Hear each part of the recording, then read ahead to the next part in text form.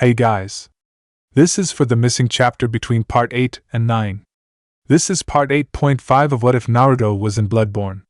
Hit like and subscribe if you like this one, and also please check the author in the description. Let's start.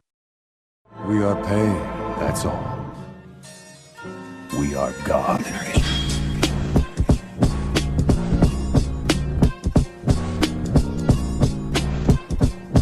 Chapter 29. Start of a Cold Journey. Karen Uzumaki was conflicted. She wanted to help someone survive, but they were asking to use her ability. The same ability that killed her mother, that she worried might kill her. The main reason she had defected from Kusa so readily was the fear that they were slowly killing her by making her use the ability. However, the bespectacled young redhead had absolutely no idea how to communicate this private trauma to Tsunade. As she numbly followed the woman to the hospital, Karen stiffly waited until they were private before she opened her mouth. I think the ability to heal others with blood leeches our Uzumaki vitality, and that the only reason Naruto can survive it is because he is mushy.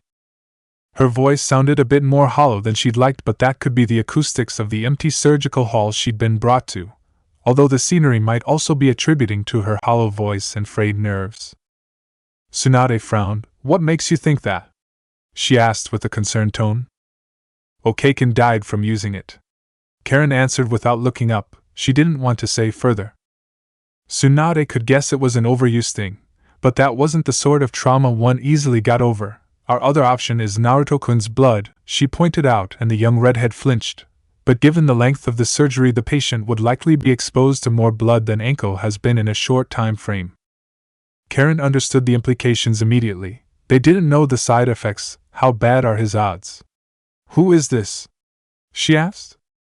Tsunade sighed deeply. Rock Lee was told he had 50-50 odds of surviving the surgery. He would need to make a full physical recovery required to continue a shinobi career. She began before she scowled. He accepted those odds. I've been desperately trying to think of a way to enhance those odds, she explained. Karen steeled herself. All right, full disclosure, she began. Naruto and Nai's healing ability is stronger than mine in a lot of ways. With him you could probably drip feed his blood into someone, but mine is more about chakra. The patient would need to remain conscious enough to bite down on my flesh to activate the ability. I would need a higher organ, and the surgery could not last too long, she explained lengthily, realizing at some point during the speech she'd half agreed to do it. Tsunade was surprised but still frowned. Remaining conscious and lucid enough to bite down on you without ripping into you entirely would require limited painkillers and a lot of willpower on his part, she pointed out. If he thought he could handle it, Shizen-san and I would still have to work fast. She added, although she was relieved there would be less blood spilled involved than she thought. Ideally, the Area Ninja would prefer to run tests, but instead she would quiz the young Uzumaki on the healing ability, and what she'd seen of how it worked when used by someone who wasn't Naruto. From there, Tsunade would just have to make her best guess, but she needed data before she could estimate chances. Naruto was not entirely sure what to make of his team anymore. He knew it was a good thing Sakura was taking being a ninja more seriously, but he missed seeing her hair down. He was also worried she might get hurt if she was in the action with him. He knew he shouldn't think like that, but he couldn't help but feel she wouldn't have gotten stabbed in the lung if she just dropped out during the preliminaries.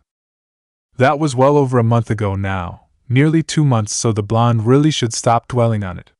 Seeing Sakura wearing mesh armor that peeked out under her chipao was odd to Naruto though, as was the tanto sheathed on her back right hip across from her tool pouch. The white bun holder was new too, and reminded Naruto of someone, but he kept that to himself as no one else on his team had met them. Naruto always figured Sasuke would be the one to get a sword, but he supposed the tanto was almost the same size as a kunai, just sharper. He knew it traded durability for that though, so he preferred the durable but sharp weaponry he found in the depths. Sasuke meanwhile was back in clothing similar to before the Chunin exams had begun, although the shorts were more of a gray color and a bit longer than his old outfit, and his shirt was a darker blue with a smaller Uchiwa fan on the back. His right arm was bare though, and he adjusted the bandages and belt brace on his left arm, his shuriken holster, tool pouch, and hitite all in place. Naruto liked his orange, but he also knew the clothes Maboroshi had gotten him were good. They were comfortable, sturdy, and protective. There was steel mesh under some of the thicker parts of the leather he'd found. Joints were still vulnerable, but combining that outfit with his flak vest made him even more heavily armored than Kakashi. The blonde Chunin did still put his bandolier over his flak vest, and added some small scrolls to that too. Sasuke and Sakura were both surprised by his outfit, but he'd left the hat behind for his Hitite on ninja duty. It rested on the workbench for his weapons in the dream. Most of Naruto's secrets were out anyway, so he figured he might as well be better protected on missions. And with the Kaomi Isuppaka back on his left arm and the armored sleeve rolled up near the elbow, he was the most heavily armored member of the cell. Of course, Naruto still couldn't do a complete Rasengan one-handed, and the Kaomi Isuppaka destabilized his attempts. But he hoped not to need a complete Rasengan for whatever missions they'd have. Besides which, the gauntlet was better for support and stunning targets for capture, and it had proven useful more than once already. Shit, he actually looks cool in that, Sakura complained to Sasuke, which made the blonde Chunin flush pink in the cheeks.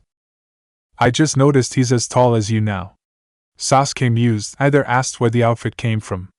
Both of them could guess it had come from the depths, but the Uchiha was curious about just how much useful stuff was down there. Naruto had not actually noticed he'd had a growth spurt. He supposed it must have happened gradually, as Karen hadn't commented on it yet. She was usually telling him not to slouch instead lately. With that thought, Naruto realized why his relative didn't comment on his height. He wondered how tall Shikamaru actually was. Kakashi, of course, had changed the least because he was a full-grown adult who had a set uniform he'd decided on years ago for shinobi duty. His cell were beginning to wonder if his hair actually grew, since he didn't seem to have gotten a haircut, but Naruto and Sasuke had clearly gained some hair length.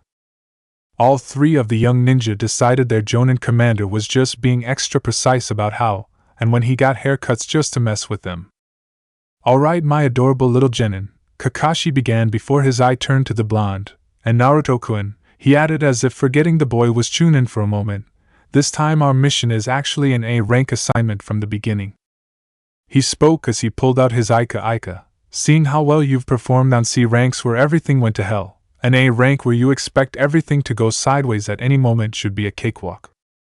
Naruto was pretty sure their sensei jinxed it by saying that. So what's the mission? He asked.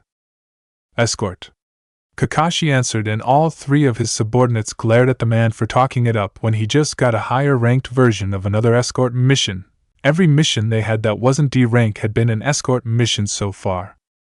However, there were two differences in rank with this mission and the others, so Sakura wondered, who is the client then? She asked. Naruto was curious too, since he recalled hearing the Sandaime mention that their Jonin commander was asked for by name.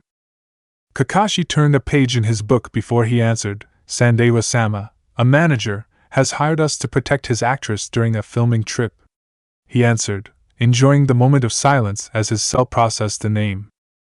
Naruto felt like the name was familiar. Sasuke didn't care, but Sakura actually placed it. Wait, as in the manager of Yuki Fujikaze who plays Fionheim? She said. Those names the blonde did recognize. How do you know the name of her manager? Sasuke asked incredulously. He could understand knowing actors, but that seemed a bit much even for the well-read Kunoichi. Sakura's cheeks turned as pink as her hair. They're good movies, so I read up on them, she excused, defending herself. Naruto would agree, but he was grinning at Kakashi. We get to protect an actress who plays a princess? He asked. Kakashi nodded. We're meeting him today to confirm details of the mission and where the filming will actually be taking place. But pack for cold weather, he ordered. Naruto laughed. Yes. Finally a mission that will actually sound cool, he celebrated. The other three members of the cell exchanged looks. I hate to burst your bubble, Naruto-kun, Kakashi began, but you went toe-to-toe with Zabuza Momochi on your first mission. Regardless that you were only protecting a bridge builder, you also killed Gato. How is that not a good story? You drank magic water and tore through a squad of Chunin to Jonin at least twice your age in Takigakure no Sato, Sasuke added. Also, our official mission was to escort a Shinobi Gashira. C-rank mission or not, that's a good story, he pointed out. You have met all three Sannin and fought one of them twice, Sakura added. She had heard about what happened while retrieving Tsunade. I don't think Kakashi-sensei can claim that second one. I can, Kakashi denied without elaborating, which earned him some looks from his students. Naruto had not considered it like that. However, as he did consider it, he realized what he actually wanted. I think I'm just excited to protect a cute girl from harm, he mused. His sensei nodded in understanding.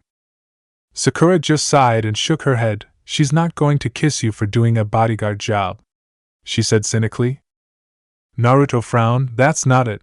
I'm not sure how to explain it, but isn't the idea of protecting an actress or a princess different from protecting a bridge builder? He asked. Sasuke nodded. Yeah, I get it, he agreed. Status, he summarized, and the blonde slumped at his teammate's failure to understand. No, it's probably just nice to protect someone that lots of people value, Kakashi guessed, which still didn't sound right to the Chunin of the cell. Naruto closed his eyes and focused his thoughts into a coherent philosophy. I don't like seeing cute girls get hurt, so I like protecting cute girls, he said with a firm nod. That's a good path, Kakashi agreed as he turned the page of his book again. Sakura didn't look like she agreed but seemed resigned not to press the issue further. As Kakashi led his team out the gate, he seemed to recall something and turned to Naruto. No teleporting back to Konoha on long-term missions, he said. I know it could be helpful, but I need to teleport somewhere every night, or I get mentally exhausted. Naruto interrupted. It's a thing, but we can set up something, right? He asked. Kakashi frowned under his mask as they walked. Can you teleport to a boat? He asked.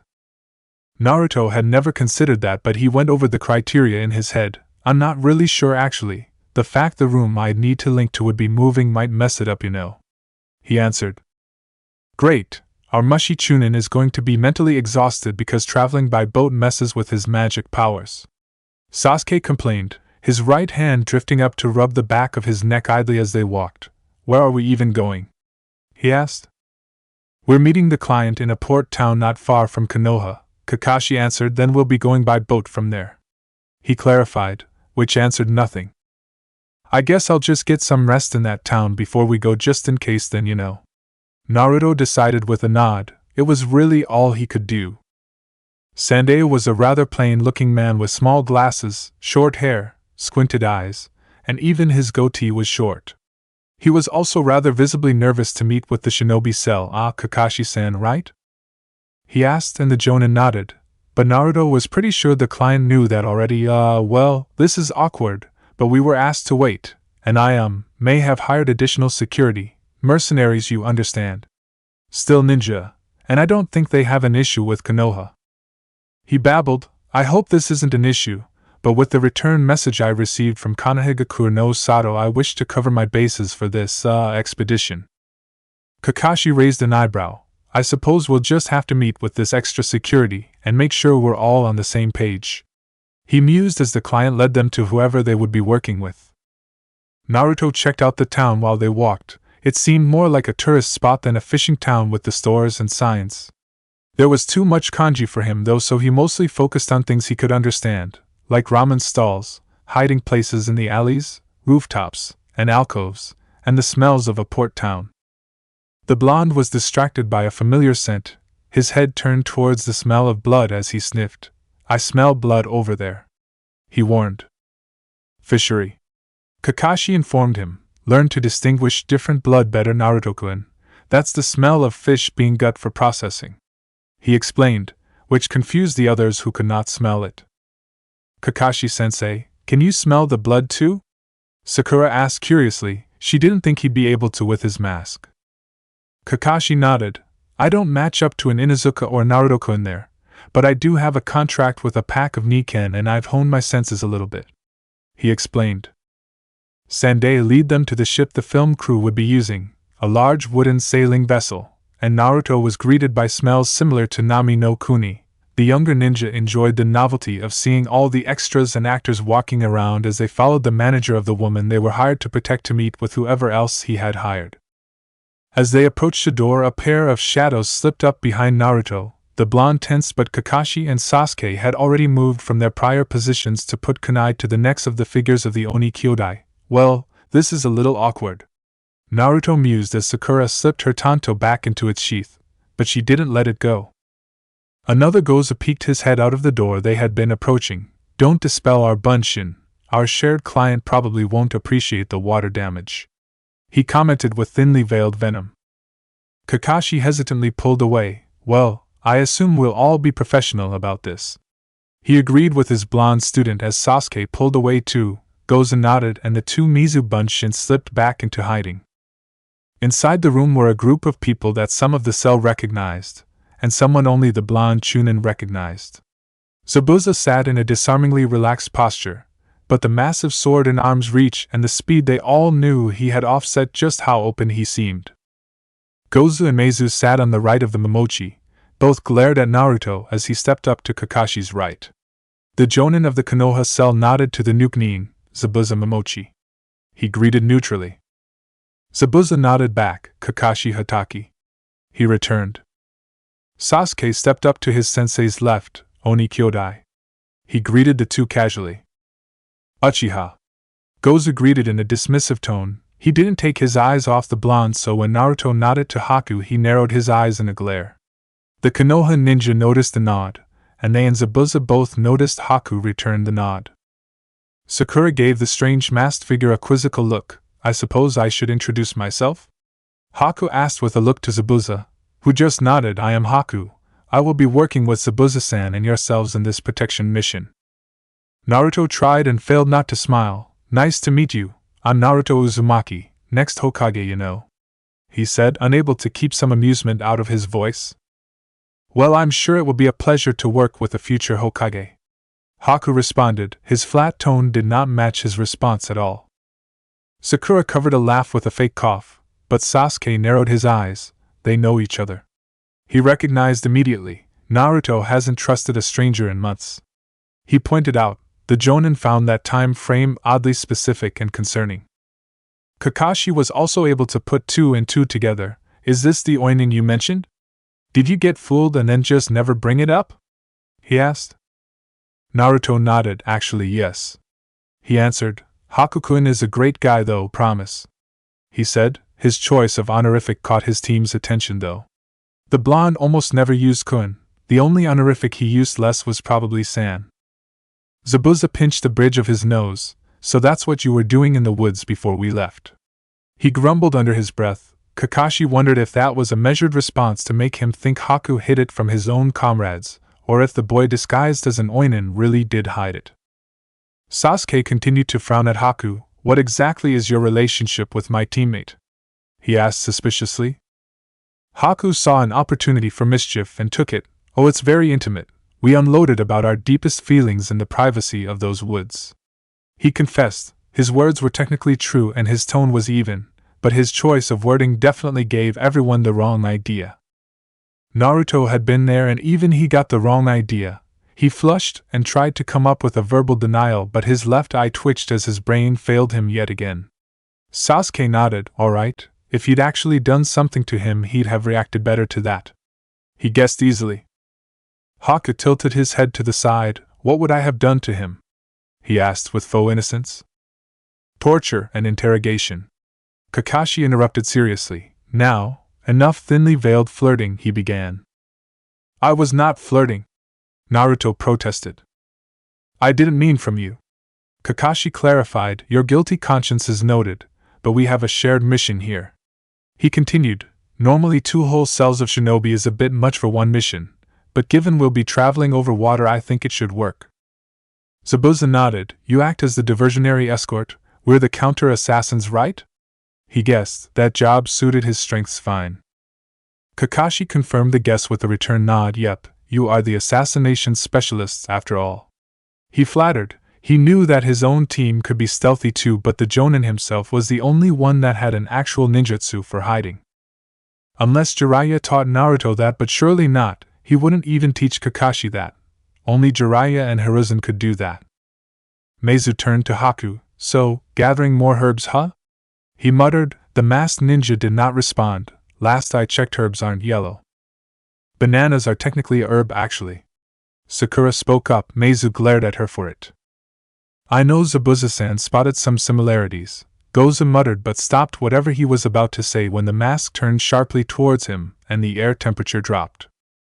Kakashi cleared his throat. "So, as for arrangements, Will we all be using this same boat, and what is our room situation? He asked.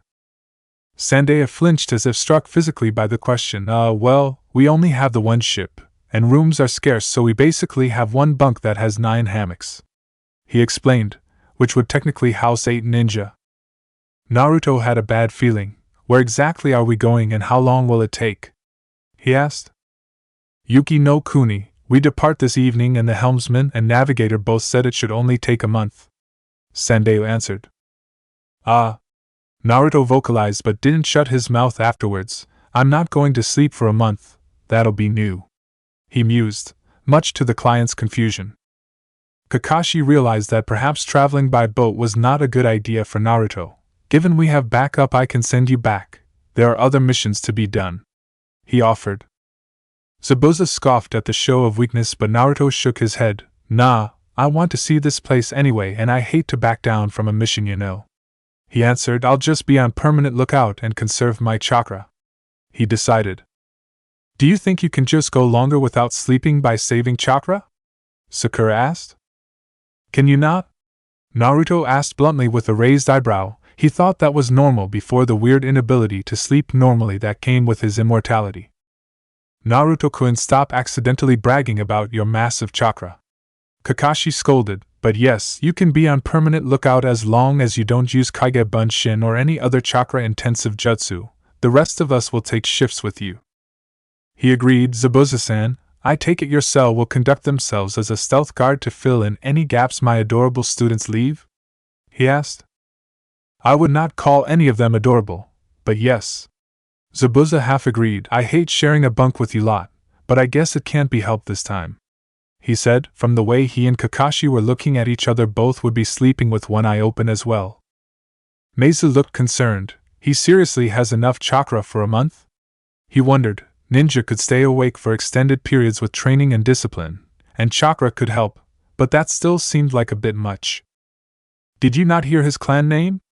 Zabuza asked. Uzumaki were feared for a few things, their vitality, their chakra, and their fuinjutsu. He reminded. Now look at that bandolier and take a good guess as to what's in his flak vest, then ask yourself where his Nokojiriboko is. He ordered. Meizu's eyes widened. Oh, scrolls. He muttered. You know what, that incident with the bridge? Water under it. He decided he did not want revenge against someone who didn't seem to want to kill him. Gozen nodded. Yeah, no hard feelings I suppose. He grumbled. He was more annoyed they'd been outclassed and taken by surprise now that his brother was fine though. Oh good, we can all get along then. Zabuza joked, although whether or not Haku's nod was meant to be a joke was anyone's guess. Naruto wasn't sure what he was expecting from an actress, but seeing the woman dressed as Funheim making a run from men dressed like villains from her last movie had him on the move before anyone else. Sasuke, Sakura, and Kakashi all hesitated to visually confirm there were no cameras pointed at the action before they followed. The blonde almost made Kage Bunshin to deal with a numerical advantage, but seeing as even a glancing hit dispelled them and he was trying to conserve his chakra for potentially an entire month, he settled on handling the issue manually. As it was, he almost drew a weapon anyway on reflex to go with his movements, but instead he intercepted the actress before she could get on a horse and leaped up onto the top of a wooden crane that was being used to load crates of supplies with the woman in a bridal carry. From up there, Naruto finally realized that the men down there were just trying to stop Yuki from escaping. I don't suppose I can pay you to get me out of here, she offered, batting her long eyelashes at him. Naruto genuinely considered it, partly because she seemed to want to run away and hide somewhere like prey, and partly because it might give him a chance to get some rest before casting off. Where are you trying to go? Don't we leave this evening? He asked, trying not to be distracted by the pretty blue eyes of the dark-haired actress. Yuki scowled and looked tempted to try and forcefully remove herself from the hold of the young blonde, but their current position made that a less than ideal plan. Kakashi hopped up onto the crane behind him as Sasuke and Sakura realized there was no threat or issue. Good job stopping the mark from running, the Jonin commented. Sensei, I'm trying to figure out why she's trying to run. Naruto retorted. We're supposed to protect her, right? If she's trying to run from something, we should deal with it, you know. He reasoned. Kakashi nodded. Very professional, he praised, but this is an escort mission. Our job is to escort her as safely as possible. He clarified. It was a pedantic difference, but officially it mattered. Well, I don't want to go. Yuki insisted with surprisingly real venom.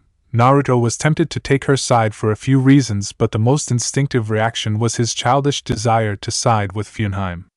He knew she was an actress, but the costume, and his enjoying her movies was not helping him remain professional. Kakashi sighed. Well, that's a complication Sandae-san hadn't mentioned. He muttered, Naruto-kun, escort Yuki-san to her room. He ordered before he disappeared without explaining where he was going, but likely to talk with Sandae. Naruto wasn't sure where the woman's room was, and she did not cooperative with that glare. Do you think a fall from this height would kill both of us or just me? He asked tiredly. Yuki became very still and her glare melted into a startled expression. I'd like to be put in my room down below deck. It has a gold nameplate. She explained. The morbid question left her a little shaken, and she decided she would attempt another escape when she wasn't in the arms of a strangely disturbing young blonde. So how well do you two actually know each other?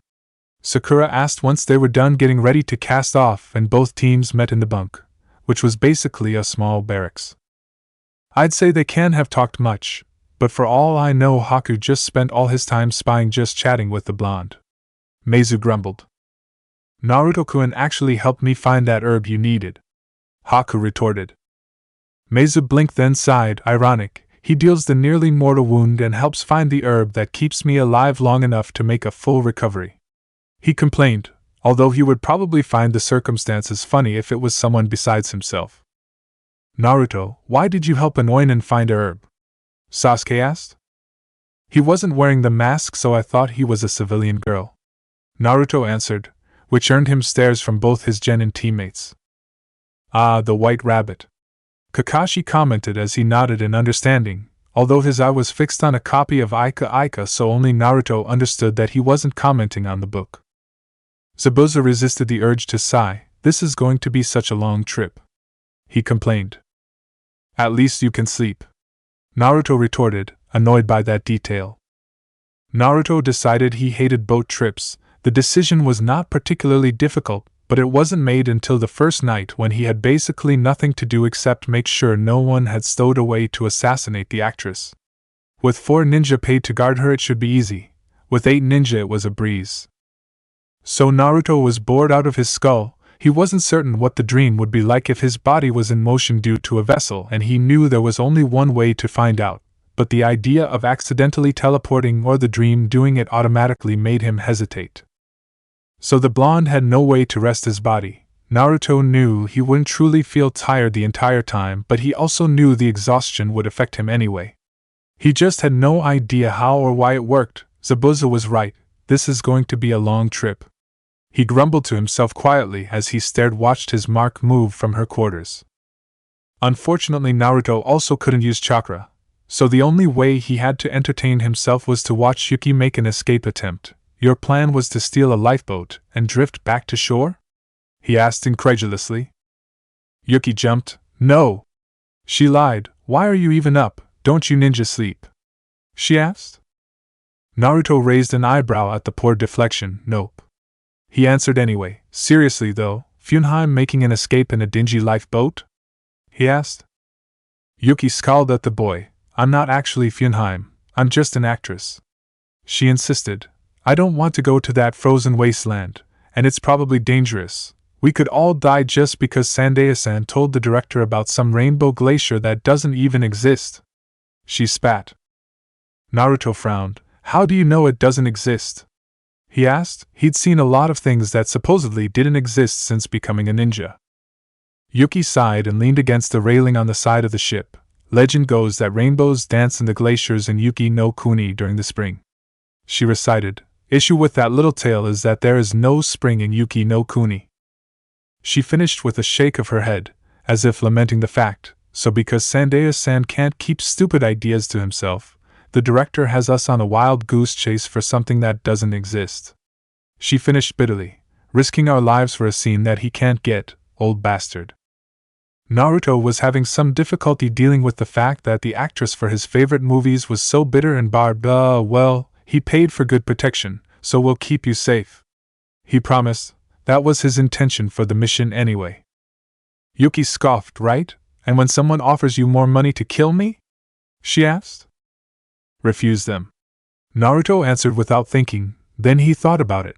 Actually, they're probably a threat to you, so I capture them and take the money from them without accepting their deal.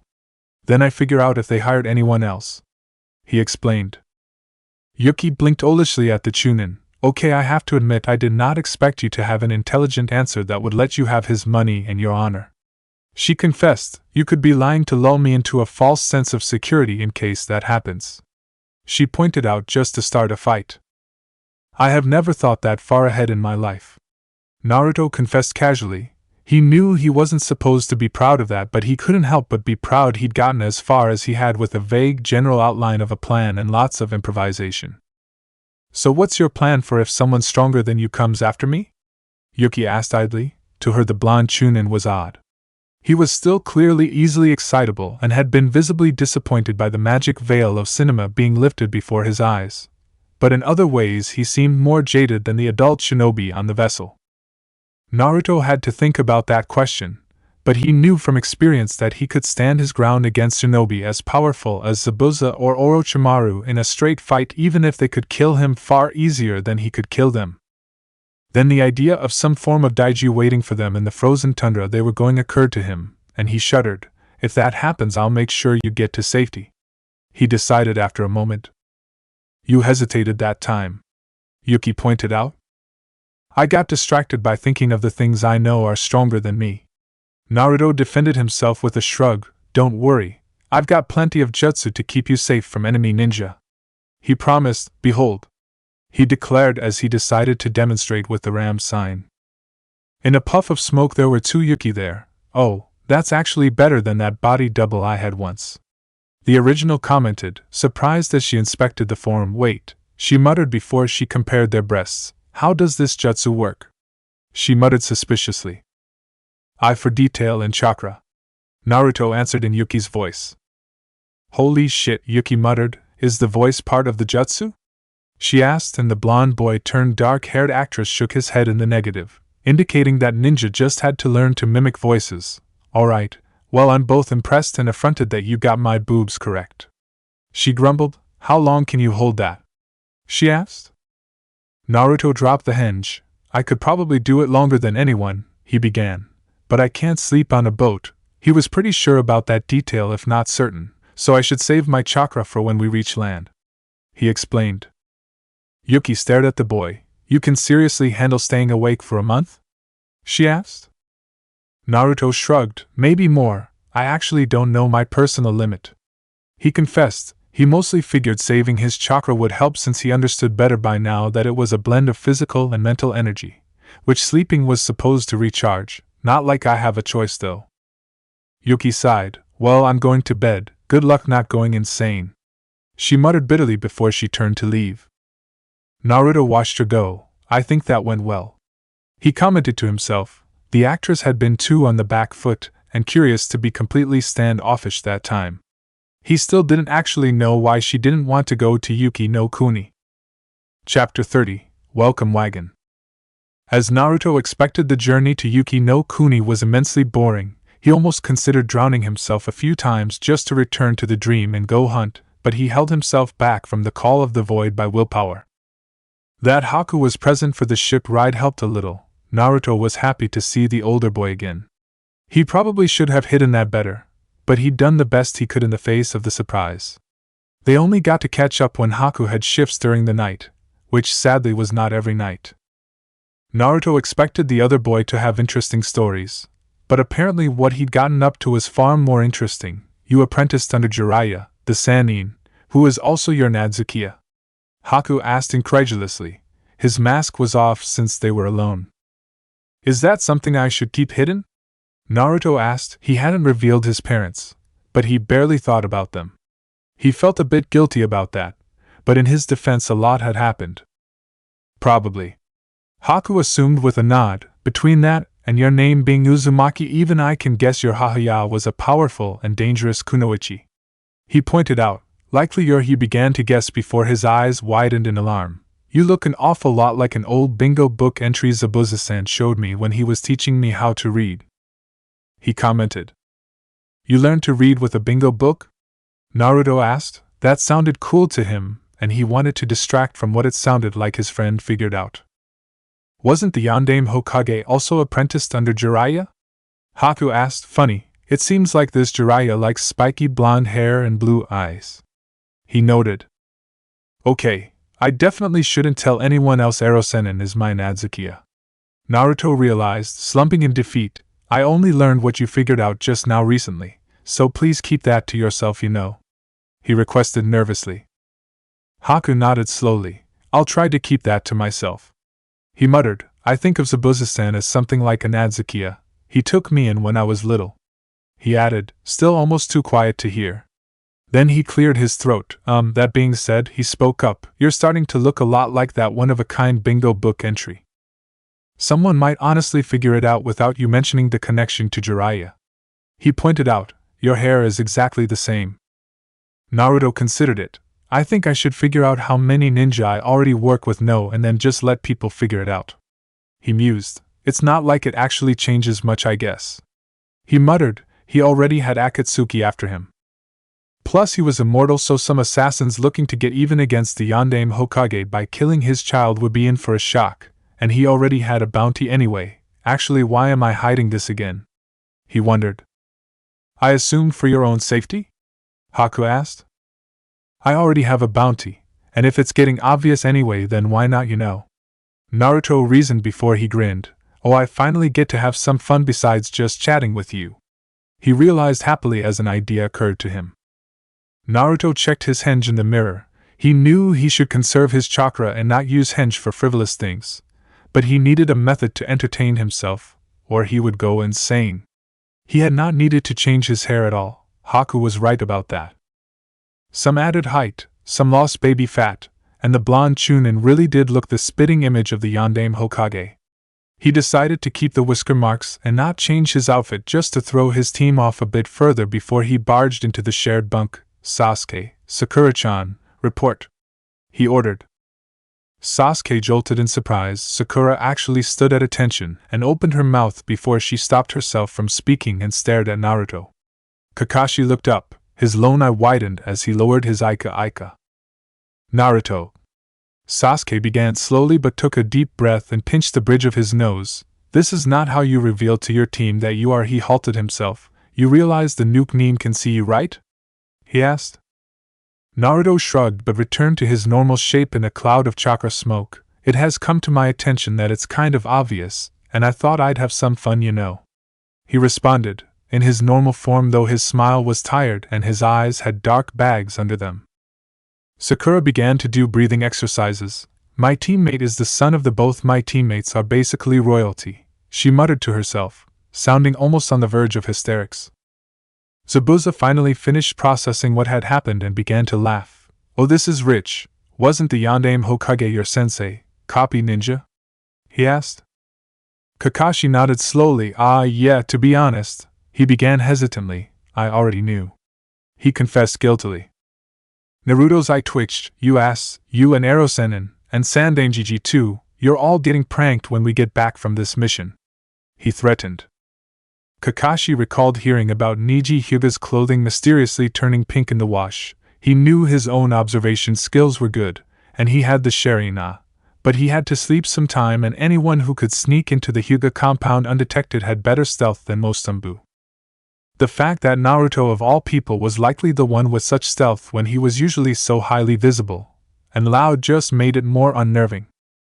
The Jonin commander shuddered. "Just leave the books out of it," he requested. His two genin looked disappointed that his tone was almost begging, but he wouldn't risk his books against the cell's irate Chunin. Also, Kakashi did feel he deserved it a bit. His books did not. The longer the journey went on, the worse the bags under Naruto's eyes became, until his whole eye sockets seemed to have darkened. Even his eyelids were darkened. "Wait, did Gaara just never sleep?"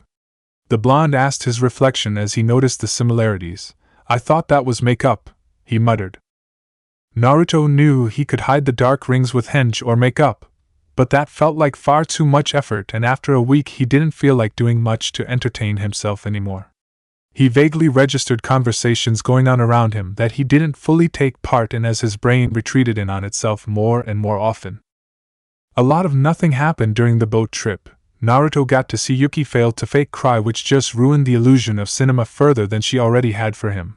But other than that, he found himself either chatting with Haku, keeping an eye on Yuki, and some nights just staring at the ocean. It was when the moon was full that Naruto stared at that instead.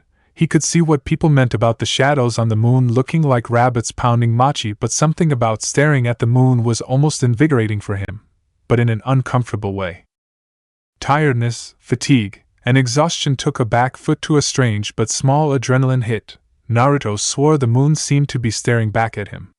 He felt the urge to hunt, to take down prey, to tear into flesh and unleash sprays of sweet blood.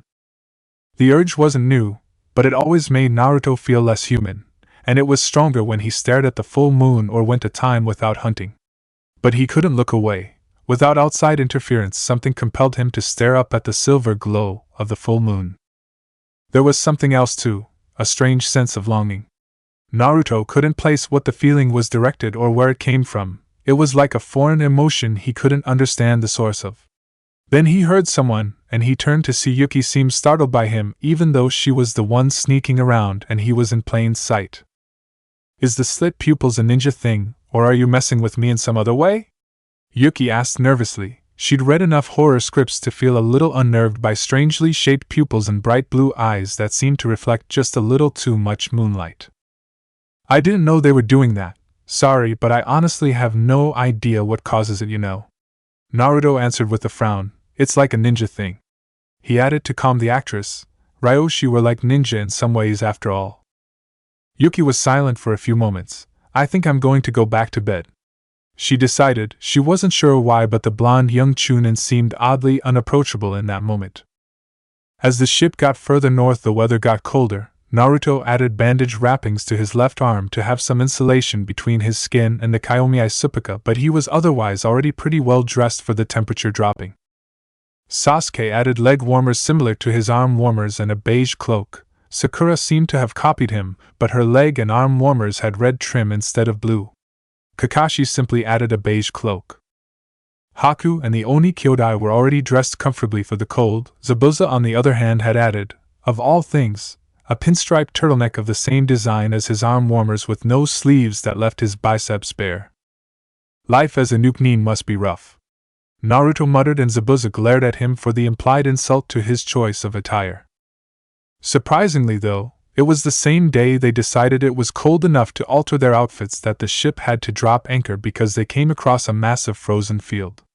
The director thought this was amazing. He even thanked whatever kami were listening for the filming opportunity, and hurried the crew and actors to get ready for a scene.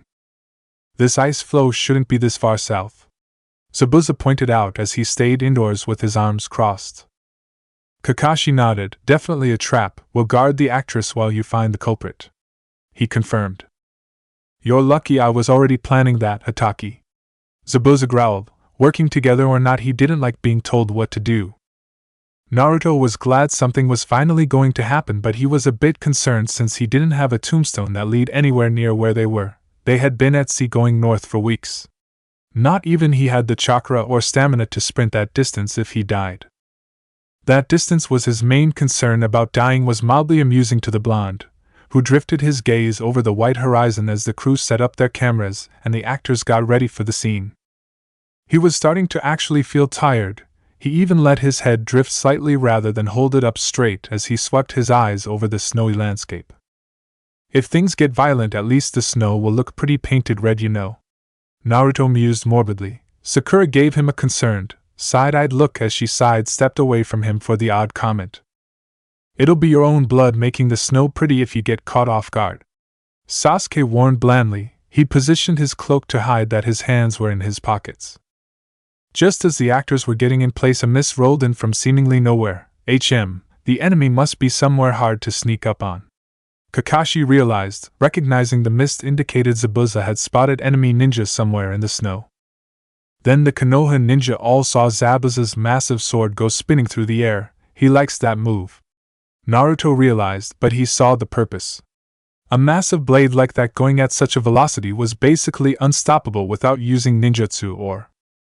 Naruto's train of thought derailed and killed some of his brain cells as he watched the Kubikurabocho get swatted aside by a large man with a square jaw that burst from the snow, dressed in strange armor with a large gauntlet on his left arm.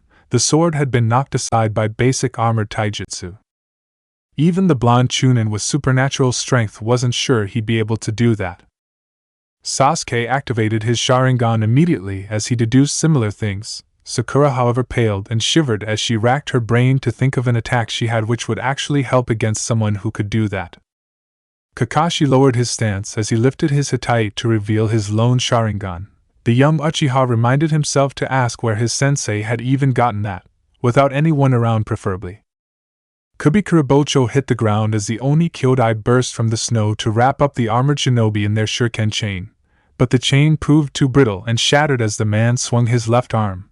He caught Gozu in the chest and sent the nuke flying.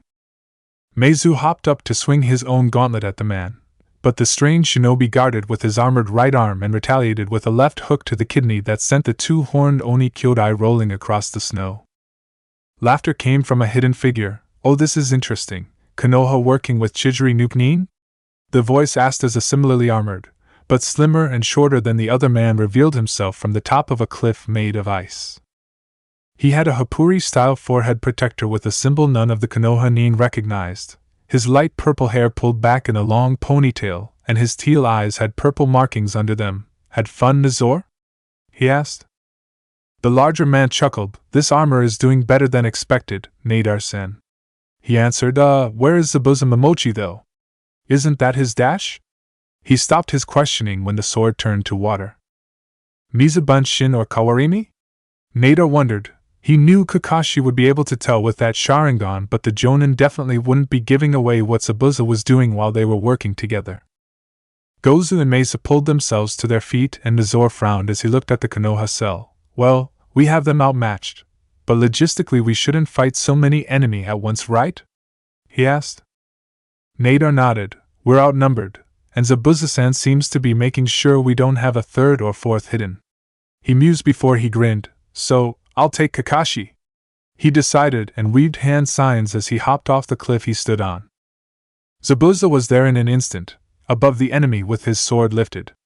He swung down. The weight and momentum carried him down faster than Nadar, but instead of skull he struck shoulder, and instead of carving through his blade crashed against the armor. The two hit the snow hard. The entire ice floe rumbled with the shock of the impact, and snow was kicked up. Zabuza and Nadar leaped apart from the obscuring cloud. "Real once this time?" "That almost hurt." the armored shinobi asked. Meizu stepped up to Gozu's left side and lifted his right hand as his sibling lifted his left. The two made the tiger seal together. "Suitan," the two-horned sibling growled. "Suidan," Gozu declared. Their chakra flared in between them. The snow on the ground between the brothers roiled and melted into a ball before shooting at Mizor with a trail of mist from the sudden forced transition between solid and liquid. Mizor, however, just smirked as he took the large blast of water without flinching, brisk. He mocked with an amused tone. Although the fact that the two brothers could harmonize their chakra was impressive, the armor the enemy shinobi wore made things difficult. Naruto saw Yuki being ushered into the safety of the stunt double guards and immediately decided that was a bad idea if there were still unknown enemies around. He didn't know there were, but he didn't know there weren't. So he stepped between her and the crew. "Yuki-chan is a prime target. Sasuke, make sure no one with henge gets to her," he said. Sasuke was surprised the blonde thought of that, but he nodded. "Already checked, they're all clean," he assured as the Kiri Nuke-nin stood off against the heavily armored enemy shinobi. He noticed a few things about the Oni Kyodai's ninjutsu though. It had used a lot of chakra, but by splitting the cost between them they could probably do a lot more if they had the time and water. So the Uchiha focused his chakra to his feet and leaped. He didn't care about cracking the deck of the boat, and waved hand signs in the air. He inhaled as his chakra suffused his lungs. "Katan, Gokaku no Jutsu," he announced before he exhaled in between the fingers of his right hand to focus the direction and power of the ball of fire right onto Mizor. Snow melted and steamed up a cloud of thick mist that obscured the target from view, but when it cleared his skin was only reddened. Mizor coughed. "Oof, Worse than a sauna, I think I like the Suiton more," he muttered. "Hayaton," a light voice said. Naruto almost didn't react as he assumed it was Haku in his mentally fatigued state. Then he registered that others were reacting and that the voice came from the other side of the boat, Tsubame Fubuki. A pink-haired kunoichi with a helmet to her version of the armor that allowed her hair out in twin tails was the one to perform the ninjutsu. She stood on a small floe of ice that had broken off from the main piece and drifted behind the boat. Her jutsu unleashed ice shuriken shaped like swallows with wings of snow that shot towards the crew, protecting Yuki like a swarm. Naruto leaped between them as he palmed a kunai. Kakashi were there in a moment to help with his own kunai, and Sakura took a moment longer to unsheath her tanto before she was there too. The pink-haired kunoichi cut a pair of the frozen attacks out of the air to protect who she could without putting herself at risk. Kakashi managed to deflect a fair share of the icy barrage fine with his Sharingan, but Naruto took a few glancing hits that tore up his armored clothes and drew blood. He resisted the urge to clean the blood, especially since the urge came with the urge to lick his wounds, which would reveal how quickly the injury was healing. Nader weaved hand signs again. Zabuza swung Kubikuribocho, but the teal-eyed man turned to his side to brace his shoulder against the attack. The air seemed to ripple with yellow energy as his armor glowed. "Hayaton," he began, and the blonde was even more confused.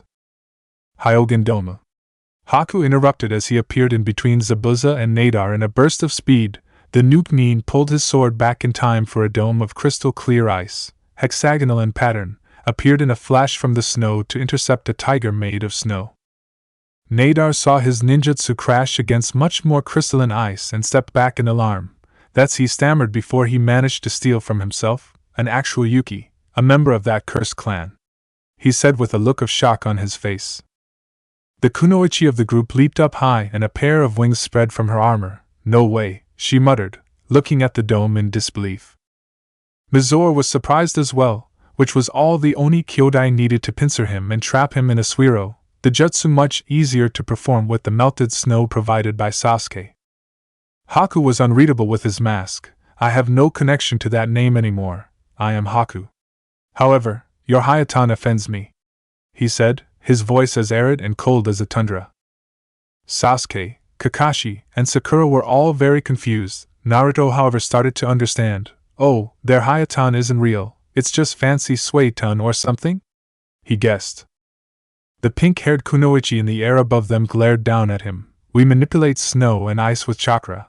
But that cursed clan, they can actually freeze water with their chakra. Everything I've heard says their abilities with Hayaton are unnatural," she insisted. Sakura glared up at the woman. "That's rich coming from a woman flying like a Tsubame," she mocked as she pointed her tanto up at the kunoichi, although the fake wings were more bat-like than bird-like. She was tempted to say more, but the armor their enemy was wearing stayed her tongue.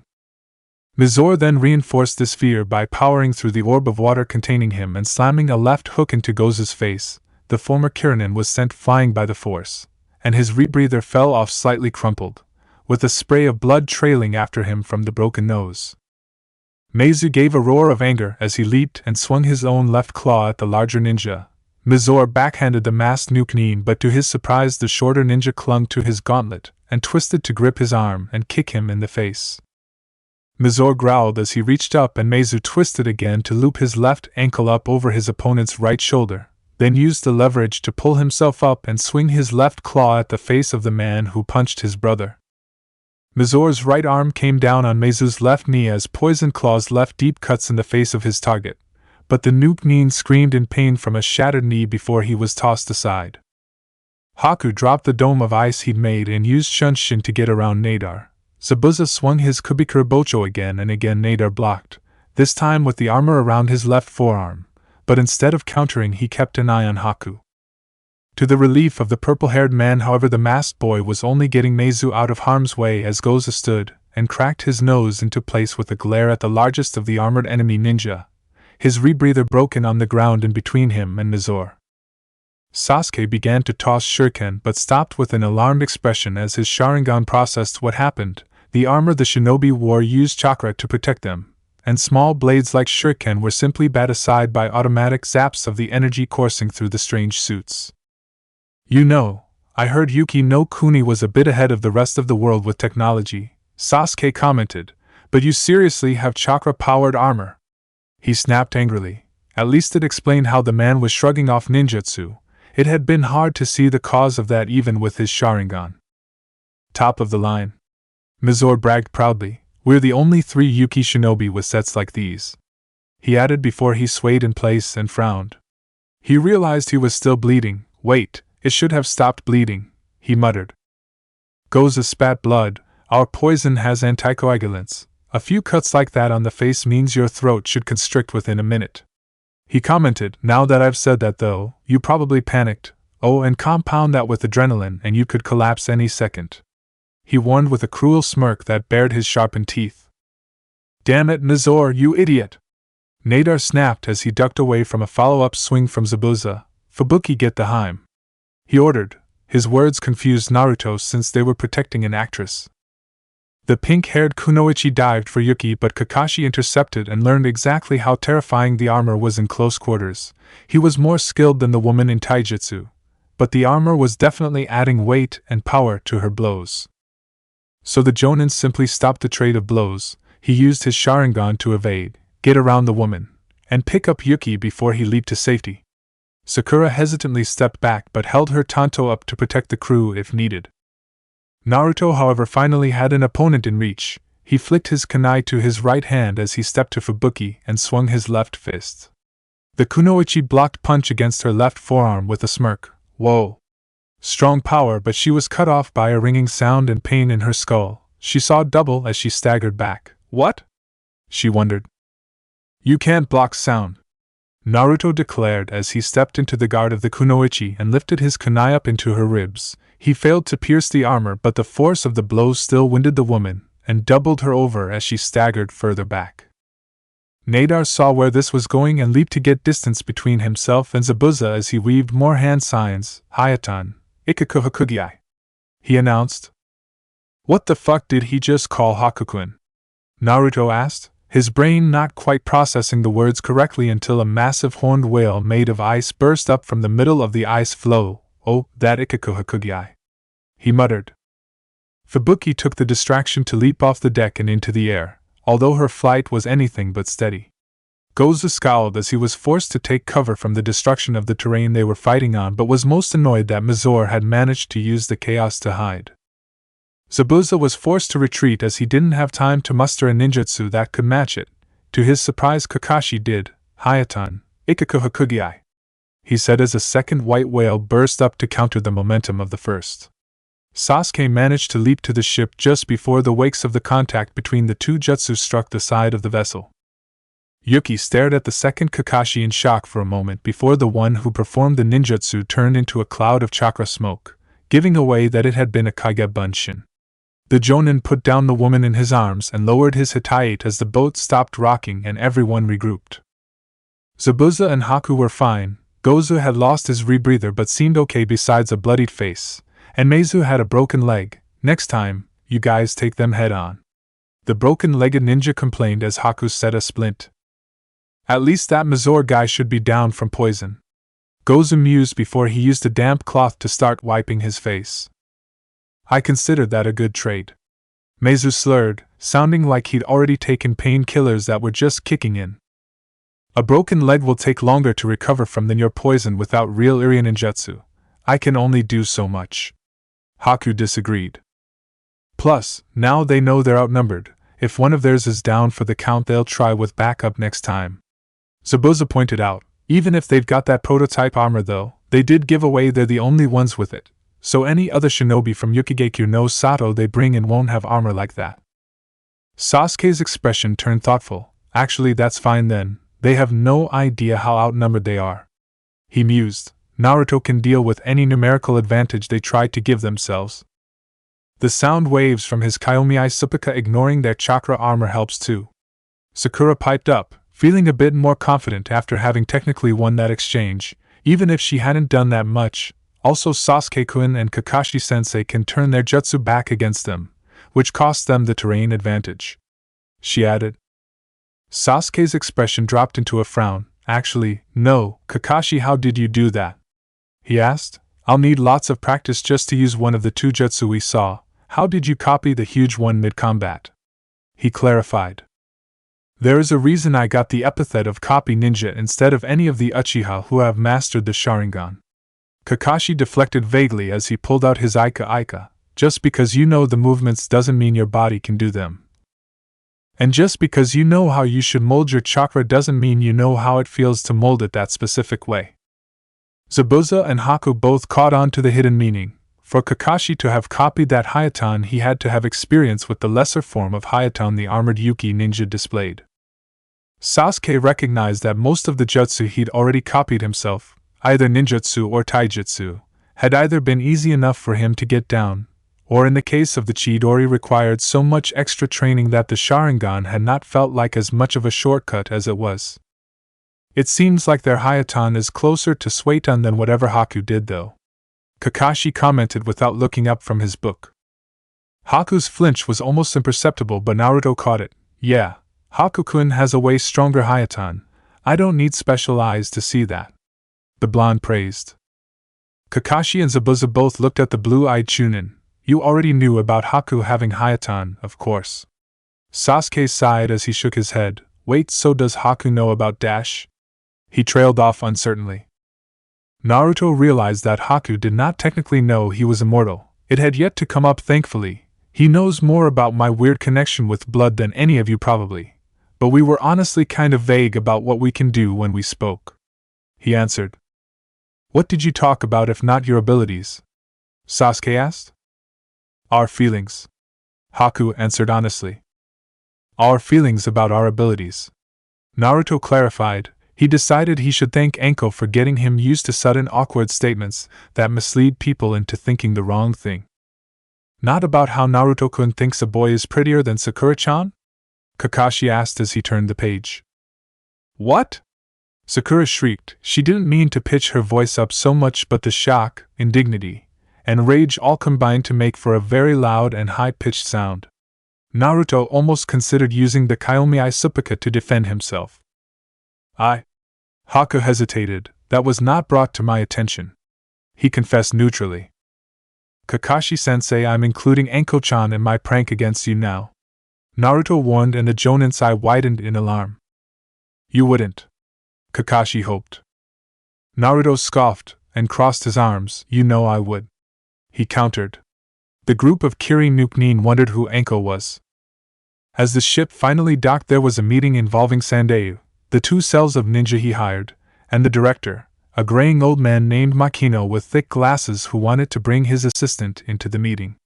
Zabuza had politely declined to allow the timid civilian in, so the director went without his assistant for the moment. I'm sorry, Sandei began. I knew it would be risky, but this was the only way I could think of to get Han to return to Yuki no Kuni. He apologized, keeping his head bowed as he did. I was wondering, Naruto spoke up as he slouched over the desk, but you just called her Haim while no cameras were rolling. He pointed out, and the gray-haired man nodded. Yuki Fujikaze is just an alias for Koyoki Kazahana Haim, the rightful ruler of Yuki no Kuni. Sandei confessed. I am also originally from this land. I served her father, the former leader of their clan Sosetsu Kazahana-sama. He began his explanation. Yuki no Kuni was never large, but it was peaceful. 10 years ago, using shinobi from Yukigekyo no Sato, Sosetsu-sama's younger brother Doto instigated a revolt. It was a coup. The man said bitterly, I thought Koki Haim died that day, but Kakashi Hatake apparently escaped with her. He added, and the Konoha shinobi were surprised to learn their sensei had rescued the young princess in his youth. When I discovered our beloved princess was alive, I was beside myself with joy.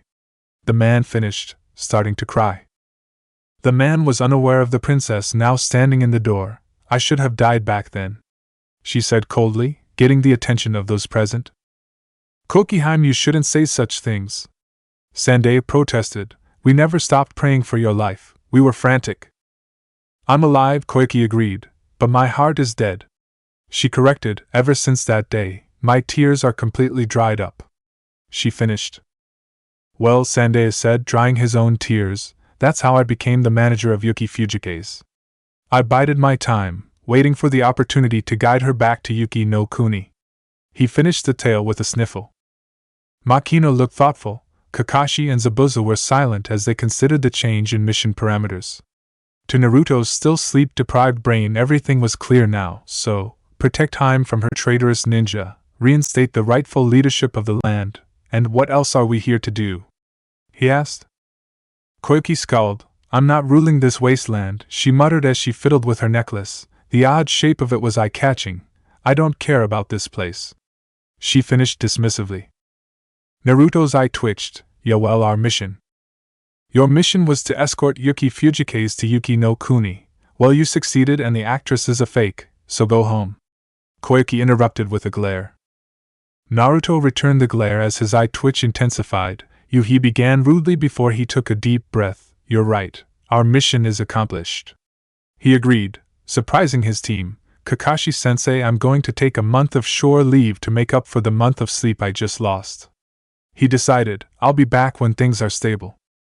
He said with crossed arms. Sasuke realized what he was getting at and smirked, as if we're letting you stabilize a country on your own, dumbass. He scolded lightly, we don't need shore leave, we just need Sandae to promise extra pay, right? He recalled the situation with Tsunade. Kakashi nodded, that would do it. He agreed. Sandae was stunned but nodded eagerly. Well, if we're getting paid extra, Zabuza mused with a smirk under his bandages, we're still in. Gozu will keep Meizu safe, Haku and I will hunt down those Yukigekyo shinobi while their big guy is still poisoned. He offered and Sandae continued to nod with a forming smile.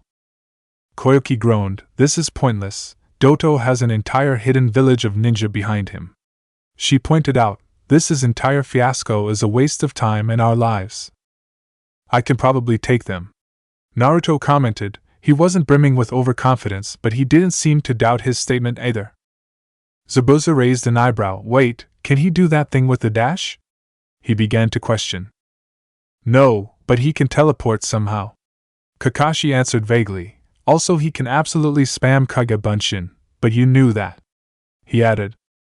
Give me some time to rest, and I'll help hunt down those enemy ninja that got away. Naruto suggested. No, Kakashi refused. Our cell will stay near Koyuki Haim. Your Kage Bunshin might be needed, but I agree you should rest up. He reasoned. Naruto frowned. I should be on the attack, not the defense. He argued he felt that was true in his gut and his abilities definitely rewarded aggressive combat. Makino stroked his chin, reinstating the rightful heiress as ruler of her lands, toppling a corrupt uncle who performed a coup, bringing hope back to the people. I love it. We're in. We already got some great combat footage, but I just got great ideas for some script changes. This will be a masterpiece. The man worked himself up into a frenzy until he was laughing victoriously. Sandae was surprised. So, you'll all still help? He asked. He expected at least Makino or the Kiri Nukunin to pull out. I may not give much of a shit about your rightful rulership or this Dodo guy, but I need money and I'm a professional so I don't switch sides mid-job. Zabuza answered as if it was obvious. Naruto was slightly worried about Konoha and his own status, but he saw people needed help and decided to side with them. As for Sasuke, Doto is a kinslayer. I'll help kill him. The Uchiha said bluntly, his expression blank but his tone sharp. Sakura looked like she was trying to steel herself and Kakashi turned a page of his book as if he hadn't been listening. The plan should be to get Koyuki Haim somewhere safe, then we can act more freely from a secure location. He suggested. Sandae nodded. I know just the place. We have a bunker not far from the Kazuhana estate, stocked with provisions and with a garrison of loyal samurai. He answered readily. Makino grinned. I'll put in the funds for some extra food and vehicles to carry them then, and I'll need to inform my assistant and get the crew ready to move, he declared boisterously. Naruto hadn't realized how much tension his mortal form built up until he had a hotel room to slip into the dream with. Everyone promised to leave him alone for 8 hours, so he was under orders to get 8 hours of rest. The doll looked up from a kneeling position. Oh, good Ryoshi, it is so good to see you again, she greeted pleasantly. Naruto smiled despite the guilt from staying away for so long. Sorry, some things came up. He apologized. I see you've traveled quite far. Shinobi business? The doll questioned curiously. The blonde nodded. I see, be careful. The continent your body currently rests is not untouched. she warned cryptically. Naruto paled, untouched by? He prompted even though he had a good guess. The doll frowned. Yaja, I apologize, young Ryoshi. I spoke without knowing my own meaning. She apologized. The fact the artificial person that lived in the dream that was connected to his strange immortality knew things he didn't was concerning. That she knew things she didn't actually know was downright terrifying. I think I'm going to spend 8 hours practicing this futon chakra stuff Enko gave me. Naruto decided more for the distraction from his own mind than anything. He wasn't actually sure why practicing chakra control stuff in the dream worked, but he wouldn't question it. Plus, there were plenty of leaves for Naruto to try to cut with his chakra. Chapter 31. What should be left dormant, is not. Gozu glanced at the time, then he looked at Naruto. Alright, I'm impressed. Exactly 8 hours and you genuinely look more refreshed. Did Kakashi give you the Umbu boot camp or something? He asked. The what? Naruto asked, which Gozu decided answered the question. Where is everyone anyway? The blonde asked. He was already dressed and ready to go.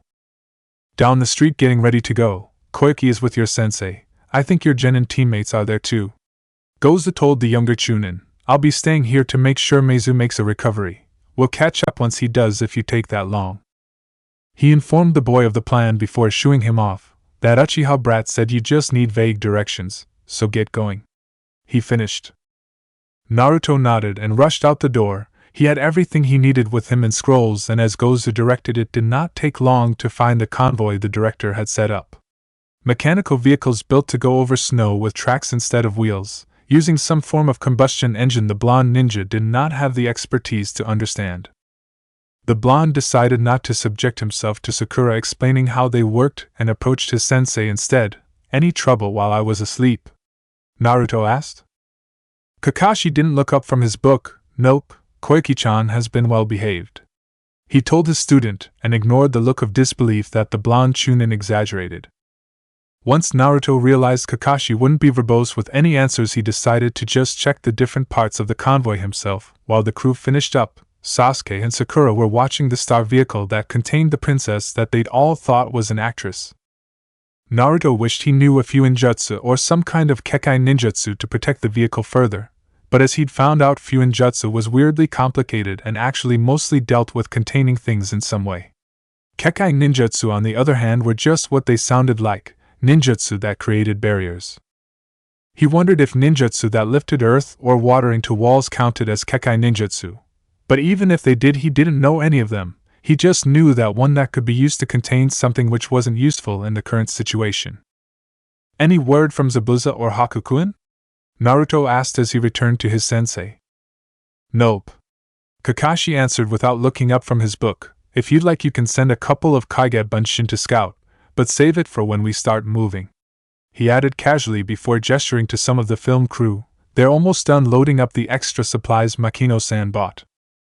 Naruto followed the advice of his sensei and sent some Kage Bunshin out to check the situation. He didn't find much in the way of enemy ninja, or allies unfortunately, but he did decide that the terrain of Yuki no Kuni was oddly beautiful, in a serene and lifeless sort of way. There was little in the way of small animals.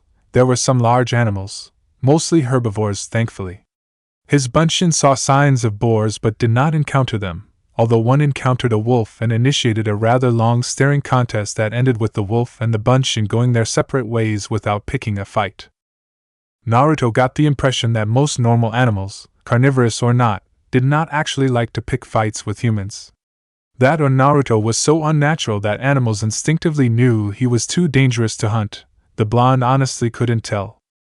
While Naruto was processing the information from his Kage Bunshin, the convoy came to a sudden stop. Koike has gone missing. Sandeo cried out in alarm, alerting the shinobi to the issue. Kakashi was there first, the rest of the cell on the way. Was she kidnapped? He wondered. No, Kakashi answered. No signs of a struggle.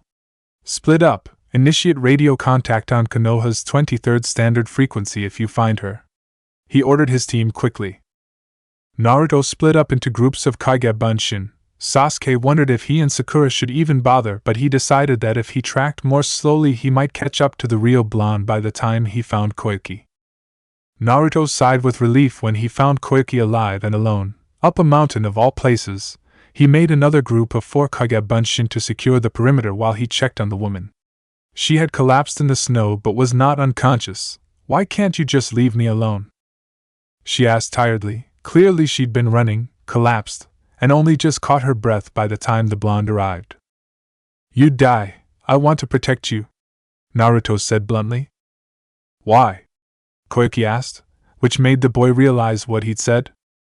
"I guess I have this thing about protecting people," Naruto answered with a shrug. "I want to help you get your home in order, make this land a safe place to live, I guess," he explained as he lifted the princess onto his back. Koyuki just seemed more confused. "Why care about this wasteland?" she asked bitterly. Naruto frowned. I think he was about to disagree when the wind changed and he caught the scent of blood, old blood, and the sickly sweet scent of rot cloyed to the metallic scent. I think your homeland is beautiful, but we need to go," he finished quickly as he turned and for once turned away from the scent of blood. Something stayed the feet of the Ryoshi. If the wind shifted so he could smell it, then he was in an advantageous hunting position. But Koyuki needed to be escorted back to the convoy, but Naruto hadn't hunted in so long. The blonde Chunin hadn't expected a lust for blood to well up so strongly in him. "What's wrong? You said we need to leave." The princess tried to snap him out of it.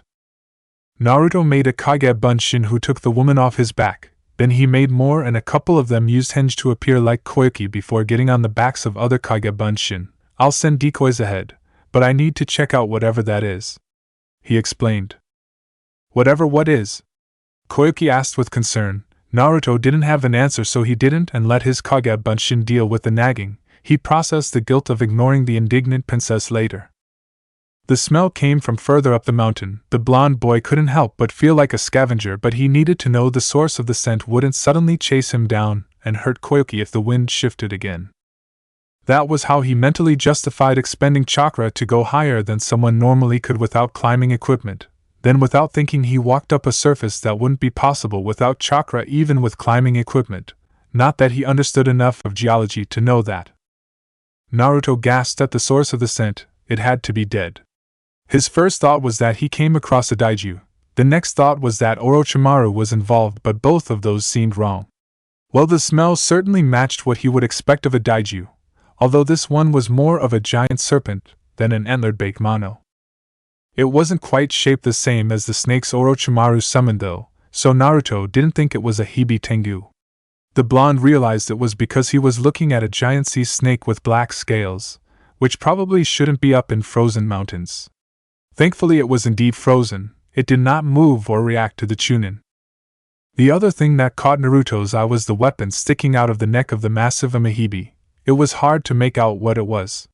He got closer for a better look and saw that it was an oddly serrated bronze side blade sticking straight up from a bronze haft that was stuck through the frozen but still bleeding flesh of the serpent. Naruto frowned with pity when he realized the creature was still bleeding. That it smelled like rot was the only thing that stayed his hand, but then he got the impression that his team had made contact with his Bunshin and Koyuki. Kakashi was apparently going to scold him for not making radio contact. Naruto frowned and reached up for the odd weapon, then he hesitantly braced his foot against the frozen scales of the impaled Amahibi to ensure he had leverage and pulled it out in a way that he hoped caused the least damage. Naruto presumed the cold temperature would keep the Amahibi in stasis, or in some form of hibernation. So when red eyes snapped open and the daiji shook white frost from its dark scales, the blonde Chunin stumbled back with understandable alarm.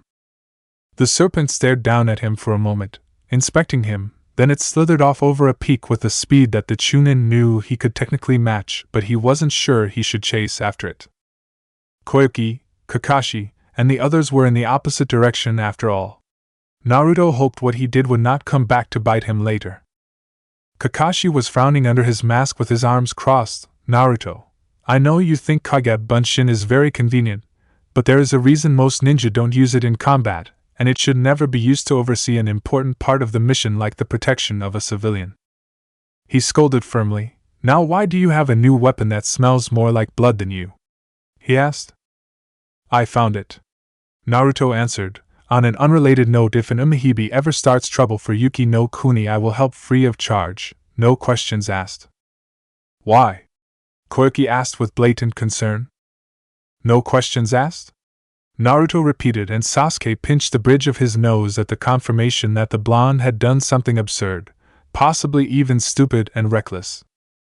Kakashi inspected the weapon. Well, after whatever modifications were done to it, he began and couldn't help but feel the serrated edge was very similar to how Naruto's other weapons worked, plural because he recalled the blonde had indeed had serrated shuriken too.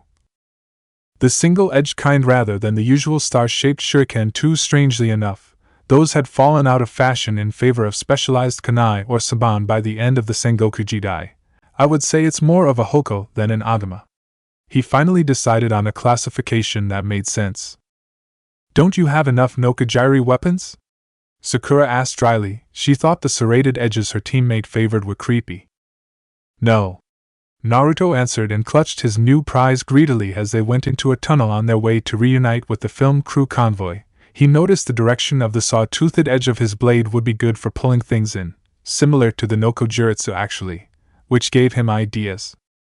The blonde also noticed what Kakashi noticed though, and he recalled what the doll had told him. The weapon he'd found did seem like a Ryoshi weapon, but he couldn't see how it transformed, nor did he know why it was pinning down the Amahibi. Naruto's thought process was cut off as the snow and frost beneath them suddenly and inexplicably melted. What's this? He asked as he noticed the metal. Railway tracks, but why here? Sakura recognized with a confused frown. Kakashi picked up Koiki. We should run. He warned before the ground shook. Now! He urged and his cell ran for it. After a moment, however, a train appeared on the tracks behind them. They'd all heard it and felt it before they saw it, but seeing the massive hunk of metal was something else. Naruto turned away from it purposefully. He hated feeling like he was being chased, and the train just seemed like a big metal daiju to him, so he forced himself not to look as he pumped his legs and pushed chakra into each step. The blonde felt his hackles raise as he felt a pressure behind him. He was intensely aware of Sasuke and Sakura running as fast as they could along with him, Kakashi barely ahead of them. Finally they saw the light at the end of the tunnel. Naruto knew from experience that didn't actually happen when he died, so he grabbed Sakura by the arm with his left hand, forced more chakra to his feet, and leaped mid-sprint for the exit. Kakashi and Sasuke matched his leap and the five of them went sprawling in the snow, rolling to safety as the train nearly took their legs off as it chugged along on the tracks. Naruto sighed with relief and sat up the fastest. Of course you'd be used to near-death experiences. Sasuke complained as he caught his breath. The train rumbled to a stop as the four Konoha shinobi gathered their bearings. Koyuki groaned as she got up last. Kakashi had protected her from the worst of it, but she was used to stunt doubles handling stuff like that. Her pain and internal complaints were forgotten as a voice rang echoed out. It's been a long time, Koyuki. A masculine voice said with amplification. The eyes of the princess widened in horrified recognition. Doto, Koiki said, staring at a spot the roof of the train where she could just make out the figure of her uncle. Sasuke activated his Sharingan as Kakashi lifted his headband. The two used their dojutsu to focus on the man in question as Naruto lifted his new weapon as if ready to thrust it like a normal spear. It's been 10 years. Don't be shy, let's get a look at that face. Doto continued as if nothing was amiss. To Naruto, the mission was to protect Koiki. From what he understood, Doto was a traitorous uncle who schemed his way into power. To Sasuke, the cloaked man with dark hair that didn't look much like his niece was a kinslayer, not worse than Itachi but certainly no better. So the Uzumaki leaped as the Uchiha wove hand signs. Naruto took point by running along the roof of the train with his new polearm held at the ready, and Sasuke followed a moment behind with right-hand chakra pulsing in his left hand with a discordant chirping sound. Sakura drew her tanto, but Kakashi's right hand on her left shoulder halted her. We need to protect Koyuki-Heim. He reminded her that the man her teammates were charging had unseen ninja under his command, and the young kunoichi stiffened with anxious tension. However, instead of the heavily armored Yukigekyo shinobi, the two charging Konoha ninja were intercepted by lightly armored ninja, with white clothing that looked heavily padded, balaclava under their hitayite, and thick gray flak vests. The strange contraption one of them lifted from a hidden compartment in the roof of the train was more concerning though, as with a tug of the wire it launched a hail of kunai at the two charging shinobi. Naruto swung his left arm and flared his chakra. but the sound from his Kiyomiai Supaka barely destabilized the flight patterns of the metal blades enough for him to deflect most of the damage off his metal gauntlet. Sasuke frowned as his Sharingan allowed him to evade what got past his teammate, but seeing kunai embed themselves in the blonde Chunin's right shin, left thigh, and right shoulder still annoyed him, too reckless. He commented as he put on a burst of speed to charge past Naruto at the masked enemy. The man drew a tanto and swung it, but the Uchiha jumped up over the arc he saw coming with his Sharingan, and swung his left arm in an arc. The Chidori allowed his hand to rip through flesh and spine to decapitate the man with a hand chop, but the cost was pain to his arm from the stress of moving it that fast and bone fragments, tearing up the skin of his left hand. He'd just gotten out of the bandages too, but he was just proud not to have broken his arm with that trick. Another of the lightly armored Yukigekyo shinobi lunged at Sasuke, but Naruto was there already swinging his new weapon. The serrated side blade caught the man in the back and he was yanked into a left hook. Kiyomiai Supaka screamed as fist impacted with face and the balaclava of the enemy ninja stained red with blood from a nosebleed. Naruto yanked the bronze blade from the limp man and glared at Doto as two more Yukinin stood guard between them. Sasuke palmed two kunai in his right hand and flipped one to his left as he crouched and crossed his arms. Naruto swung the bronze polearm over the head of his crouched teammate, and one of the enemy ninja tried to block the blade with a tanto. Tried being the operative word. The tanto was far too brittle to withstand a blow from someone like Naruto, and his newfound weapon caught the man in the neck. With a yank, the dying man was pulled towards the two young Konoha shinobi in a spray of blood. Sasuke was getting used to Naruto's brutal methods and used this as cover to lunge past the two Yukigekyo shinobi and thrust his kunai towards Doto's chest. However, the blades shattered against the black armor under the cloak, similar in design to the chakra-powered armor. "Nadar, you let this southern barbarian get close to me," Doto commented in a scolding tone. Then a kick to the head launched the Uchiha flying to the snow drift off to one side of the train. "My sincere apologies, Dodo-sama, these ninja from the south are surprisingly adept for their age," Nadar commented as he took a relaxed stance after kicking Sasuke aside. Naruto was furious. His teammate had been hurt, and it looked bad too from how hard the Yukinin could hit with that armor. So the blonde Chunin charged and lifted his arms back to his left before he swung. His chakra reacted and flowed into his bronze weapon. The haft seemed to accept the chakra and transfer it to the blade. Instead of yellow, however, the weapon flashed with a brilliant white light as Naruto swung. His chakra seemed to take the shape of a more ceremonial halberd around the odd war scythe. But it was like a solid white shell of chakra, and it proved sharp enough to cut right through the flesh and bone of the remaining Yukigekyo shinobi. Naruto was too angry to care about the strange phenomena and stepped forward to swing again.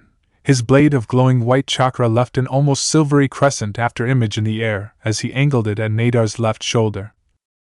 The man blocked with his left forearm but was startled that the white light actually cut a scratch into his gauntlet and sparks of light flew from the point of contact as two conflicting energies struggled against each other.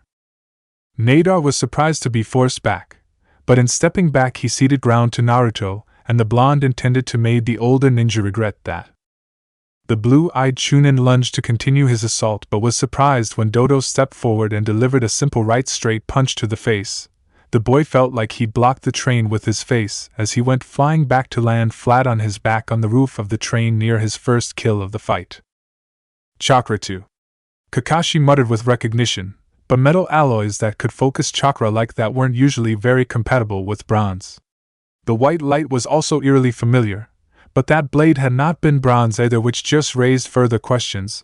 I can't believe Naruto-kun being wasteful actually worked out for him for once, he added, because if the blonde hadn't been pouring chakra into every move he made, that wouldn't have happened and they wouldn't even know the strange weapon could do that. Sasuke shakily pulled himself up out of the snow, but he was pretty sure he had a concussion.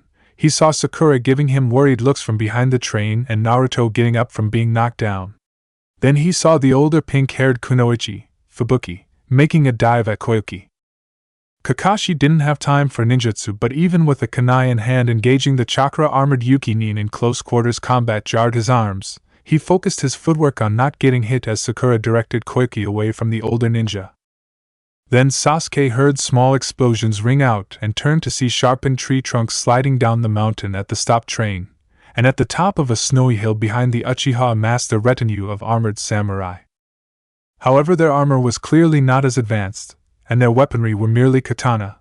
They didn't even have a longbow among them, let alone firearms. Sasuke turned back to the train to see more of those mechanisms that shot hails of kunai preparing to fire on him, and the charging samurai. He did not have a ninjutsu that could deal with that, Suetun, Sujin Hiki. A gruff voice declared, and the samurai halted their charge as the snow beneath them suddenly steamed and melted, running down, and nearly taking out their footing. Even Sasuke nearly fell as the snow melted beneath him into water and formed a massive wall that halted the momentum of the hails of kunai from the train. For a moment the samurai and Yukigekyo ninja all stared at the wall of water. Dodo gave Nadar an irritated look. Chijiri Nukunin you mentioned? He asked and received a nod as his answer. You didn't mention he was a ninjutsu specialist. I thought his specialty was the fucking daikatana. Nadar snapped. Her name, Zabuza interrupted from behind Doto, is Kubikurabocho. He declared as he swung down into the left shoulder of his target. He blinked in surprise at the resistance and metallic sound that came with the impact. Dodo was staggered at least, but seemed mostly unharmed enough. He decided and backhanded the massive blade aside with his left arm as he ducked before he spun and slammed his right fist into Zabuza's chest to send the man flying. The Nukunin was stunned to have been knocked back. He knew the armor was chakra empowered and enhanced the wearer, but he had not expected Doto to be wearing any, and he definitely was not expecting to be matched for speed. That's not the same armor. Naruto recognized as Haku appeared on the top of the wall of water, and with a single hand signed the wall flash froze and released icy mist from the sudden temperature shift. The mist thickened into a genuine Kirigakyu no Jutsu a moment later as Zabuza got to his feet from the blow he'd been struck. Of course not, Doto said as he glared up at Haku, recognizing the true Hayatan wielder as a bit of a threat seeing as the terrain was even more under his control than any well-trained Yukigekyo shinobi. Mine is more upgraded. A daimyo should be well protected, don't you think? He asked casually. Nadar stepped to Doto's side to face off against Zabuza as a group of 4 lightly armored and masked Yukinin appeared to protect the man from Naruto. I think I'm going to cut your head off. The blonde answered as he shifted his stance. Nadar realized the problem immediately. The Yuki Chunin didn't have the defenses to fight against the strange chakra-conducting weapon their opponent wielded. Before he could act on that, Naruto swung and the bronze form of the weapon was encased in a shell of white chakra. The first fell with his right arm lopped off and the second hopped back but was surprised when the blonde yanked a kunai out of his right shoulder with his left hand and threw it. Naruto had to hold his two-handed weapon one-handed for a moment to manage that, but he had the strength, and he could deal with the bronze half smacking into his back to halt the momentum of his swing. Seeing his kunai land in his prey's neck, he dislodged the kunai from his left thigh, lifted his hand and viciously threw that blade into the right thigh of his third target. Nadar turned to deal with the young Chunin, but his hackles raised in warning and he ducked under a horizontal swing of Kubikurabocho. He stepped away, but Zabuza's speed and reach were not to be underestimated. The Nukunin stepped towards Nadar immediately, and followed the momentum of his swing into a spin that brought his massive blade up before he brought it crashing down where the heavily armored ninja was dodging. Kubikurabocho slammed down into the crossed forearms of Nadar, who winced as his stance was forced downward. Then he realized his stance had not actually shifted, but the metal of the roof of the train had creaked beneath him. The lilac-haired man decided this was a good thing, as it meant the creaking sound he'd heard had not been his armor or bones. Sasuke stared at the frozen wall of clear ice filled with kunai that gave a distorted view of the fight on the roof of the train with some distaste. The view disappeared into mist, so he leaped to the top to stand next to Haku as the samurai retinue went around the back to protect Koiki along with Sakura. Why freeze it? He asked. The enemy cannot use my ice for their Hayatan. I am quite confident of this. Haku answered simply, by maintaining control of the terrain, I grant Zabuza-san a worthwhile advantage. He explained. Kakashi realized the issue with fighting Fubuki was that the wings in her chakra-powered armor actually let her fly, so she had aerial superiority, which meant she was effectively able to pick her fights. It could be possible to leap up into the air after her, but prolonged airborne engagements were probably a bad idea against someone who could actually maneuver in the air. Fubuki had noticed enemy shinobi were actually getting to her boss. Even if Dodo could defend himself, it looked bad on her to have let Naruto get so close, so she swooped him from behind. Kakashi gave chase, but it was Haku who intercepted with a high-speed leap and a kick that sent the kunoichi off over the side of the mountain. Fortunately for Fubuki, she did not lose consciousness, and she still had wings, so she soared up to safety to recover from the hit she just took. Damn it, where the hell is he? She hissed. With the mist and her boss being close to the enemy, she couldn't make long-range attacks. Naruto had been a bit startled by the attack, and his remaining lightly armored opponent tried to capitalize on it, but he caught their tanto on the haft of his weapon, and with a crouch, a spin of the weapon, and a burst of chakra into the weapon that caused the white light halberd to appear. The blue-eyed Chunin dressed in leather bisected his foe at the hip.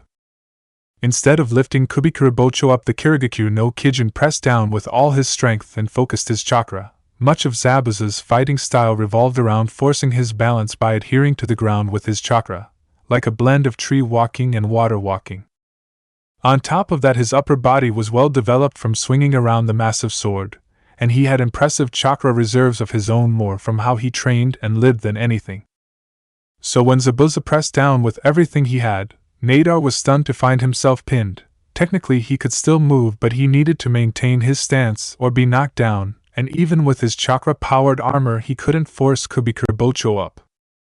Sasuke's head was still a little hazy, but he wasn't dizzy anymore, and his Sharingan saw what was about to happen, so as Naruto lined up a thrust with his new weapon, the Uchiha weaved hand signs for his second Chidori of the day. Doto turned to block the thrust from the white chakra blade, sparks flying and his armor glowing bright yellow where the blade connected against his right gauntlet. Kakashi weaved the same hand signs as Sasuke, and a Raikiri flared to life in his right hand. His control was far better than his students', so his did not make quite as much sound, but there was no mistaking the discordant chirping. Twin A-rank assassination ninjutsu struck, one from the Uchiha to Doto's left shoulder, one from the Hatake to the would-be daimyo's left hip from a low angle. To their twin bafflement, all three of these attacks merely scratched the armor. However, Doto seemed perturbed that the armor had been damaged at all, and he looked at the deeper gouges caused by the right-on no jutsu with distaste as the three Konoha shinobi stepped back and around to encircle him. "Tell me, blonde brat," Doto began, "where did you find that weapon? Stained with Bakemono blood? Or is that yokai blood perhaps?" he asked. Naruto was surprised, but he supposed he shouldn't be. "How should I know? I took it out of what I thought was a corpse," he lied. He'd seen it was still bleeding, but he didn't want to admit to his sympathetic reasons. And then the corpse was not a corpse, he finished with a shrug. "You know this weapon?" Kakashi asked as he noticed Zabuza was still having an odd wrestling match of strength and chakra control against Nadar using the leverage of his sword. "I think I might," Doto mused, "which would make it rightfully mine." He insisted. "Centuries ago, a Kazuhana is said to have used a weapon matching that description, but he died fighting a yokai. Or so it is said. Seeing you and hearing that description, I'm quite sure you are holding my property." He finished before he began to step purposefully towards the blonde Chunin. Naruto was not aware the Umahibi had been a yokai. Wait, what did he die fighting?" he asked with some concern as he heard the samurai retinue coming up from the back of the train and saw more Yukigekyo ninja getting out of the train. Thankfully none had the heavy chakra-powered armor, but some pulled out ninjato at the sight of the samurai. "Mizuchi," Doto answered with a smirk, "a poisonous and deadly yokai. It was said that it arrogantly demanded to be treated as an Oryu, that it would become our Shugashin in exchange for blood sacrifice. My ancestor valiantly died slaying this yokai, so I would appreciate." "He didn't slay it," Naruto said with a pale complexion and a grimace. "I am pretty sure you can't kill yokai.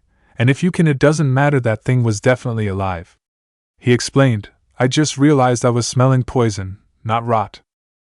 He added more quietly, he'd mistaken the poison of some ancient Mizuchi for the rot of the old blood. He wasn't sure if his current circumstances were worse or better than he thought they were.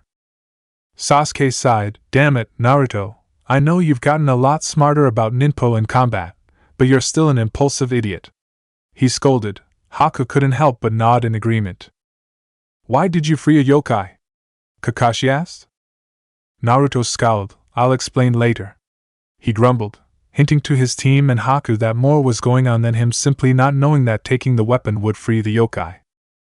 In any event, give me my ancestor's Amasakahoko, Doto demanded, but at the name he dropped, everyone's eyes widened. Your ancestor claimed to have the Hoko of a kami? Zabuza asked incredulously. Naruto is not holding the artifact that fished up the nations from the ocean. Your ancestor is dumb, Sasuke insisted angrily. I guess I can see the logic in calling it that, Kakashi mused, earning a glare from the Uchiha, but isn't that a little sacrilegious? He asked. What's sacrilegious is not giving me my birthright. Doto snapped angrily as he stepped towards Naruto again and threw a right hook. The blonde met the punch with a half-formed Rasengan in his right hand as he shifted the weapon his opponent wanted to his left hand and held it behind him. The yellow swirling chakra scattered against the armor, but then Naruto found himself catching the punch in his hand anyway. Doto seemed visibly startled. How are you doing that? He asked. Naruto struggled to hold his opponent back. I could ask you the same thing. How are you so strong? He asked as he focused his chakra to his feet to avoid being sent back. Doto's jaw dropped. I have state-of-the-art chakra no yoroi that enhances my power, chakra, taijutsu, ninjutsu, all of it. How is a brat like you matching an adult like me for strength when my armor is enhancing me and negating any chakra you try to use in your right arm? He asked furiously. Oh, Naruto intoned blandly as he understood why the man was so startled. I'm really strong, he answered dryly, but he couldn't resist a self-satisfied smirk at the growing look of fear on Doto's face. Physically speaking, without that armor I'd probably be able to snap you in half unarmed. I wouldn't even call it taijutsu, you know. He added with a bit more enthusiasm than he intended, privately enjoying the way his prey started to sweat. Doto responded with a left hook. Naruto's own left hand was occupied with keeping the supposed Amasakahoko, so he took it on his right cheek.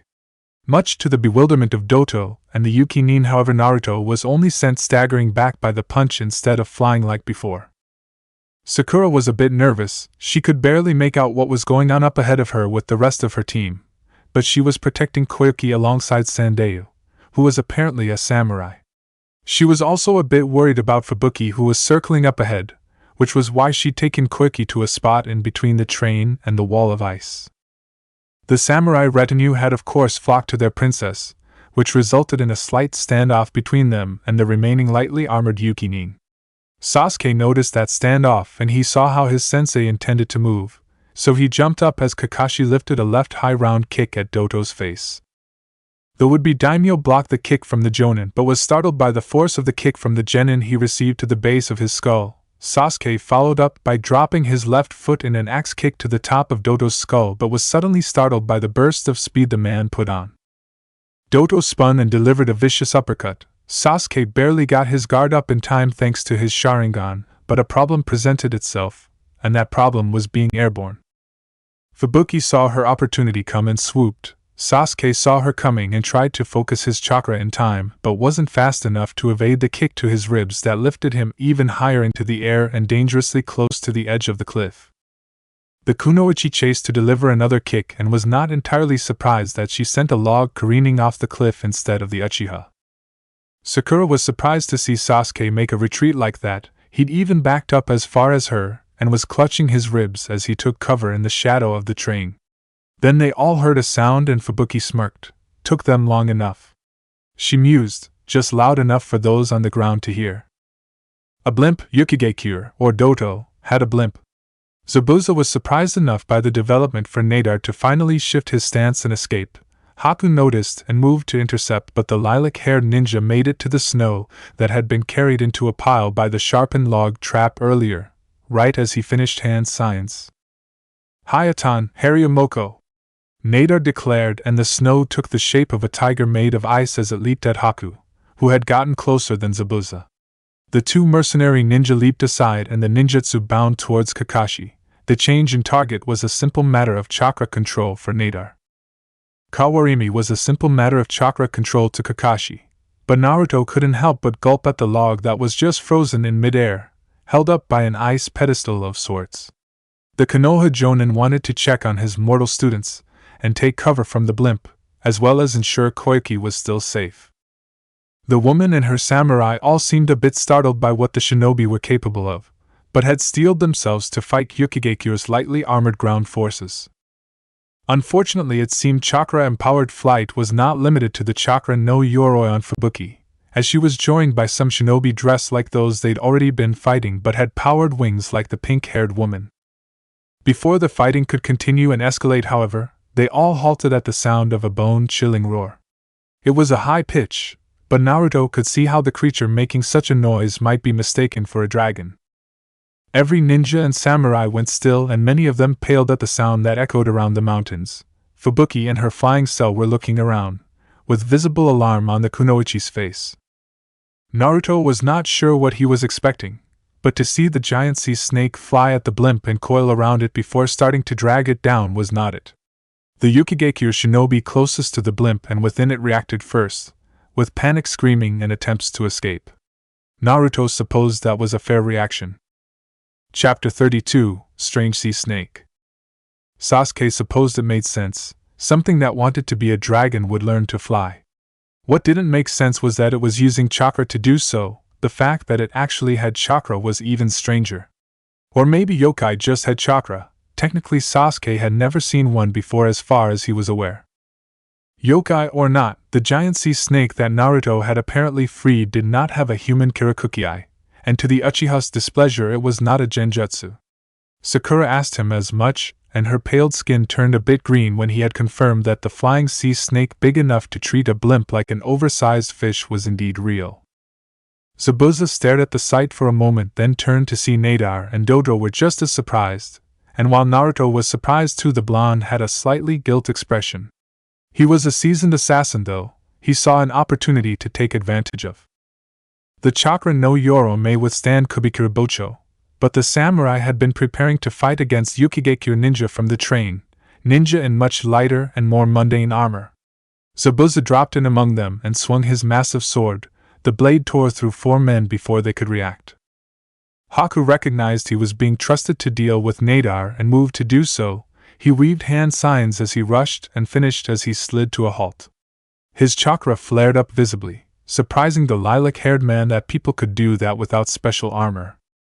Then Nadar noticed the snow around them packed itself into solid ice as it lifted. He felt a chill down his spine and leaped back as the ice tried to spear him. The chakra-powered armor protected him from the worst of it, and Haku was a mixture of surprised and relieved that his ice shattered against the armor. Doto scowled as he took in the rapidly deteriorating situation. So that's the Mizuchi then? He asked. Yep. Naruto answered as if he was commenting on the weather instead of confirming the existence of a giant flying sea serpent that was apparently a yokai that wanted to be a kami apparently. Fubuki tossed kunai at the Mizuchi. Naruto wondered if he should even be worried until the little blue orbs attached to the pommel by wire exploded into stars of ice spikes even when the kunai bounced off the black scales of the flying serpent coiling around the blimp.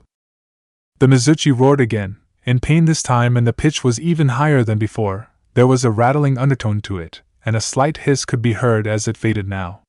Naruto couldn't help but be a little impressed. Yokai or not, a sea snake had taught itself how to roar and fly. Sasuke hopped back up onto the train as Zabuza ruthlessly tore into the lightly armored ground forces.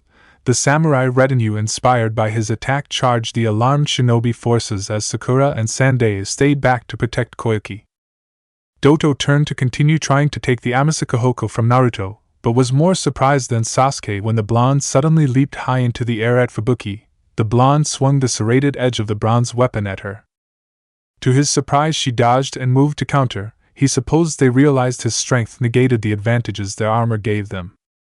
So Naruto shifted the direction of his swing. His muscles protested the sudden movement, but with a pulse of chakra that lit up the Amasakahoko into its brilliant white light chakra form, he found the movement suddenly came easier. Fubuki was surprised by the attack but managed to avoid getting cut up herself, to her alarm, though her right wing had been sheared off. Naruto's triumphant grin was wiped off his face as the falling Fubuki twisted in midair and, as he was falling too, kicked the blue-eyed Chunin in the face. Without footing, he couldn't stop his momentum, and he was sent careening away from the edge of the mountain. The sight of nothing underneath him for miles that he couldn't count made Naruto turn a bit green as his stomach did more flips than him. Guess I'll die then. He mused lightly. He never died from falling from a great height before, so he hoped it didn't hurt. However, the Mizuchi had other plans. It uncoiled from the blimp as it shook ice from its scales. Fresh blood dripped from injuries that Fubuki inflicted with the ice, but the flying serpent ignored that and dove for Naruto. The blonde was surprised to be caught on the back of the serpent, but tried not to grip too tightly, as the Mizuchi flew back up to the train and roared at Fubuki. The pink-haired woman scrambled back but found her back to the train. She focused her chakra to protect herself out of fear, momentarily forgetting the protection of her chakra no Yoroi that glowed yellow in response to her panic.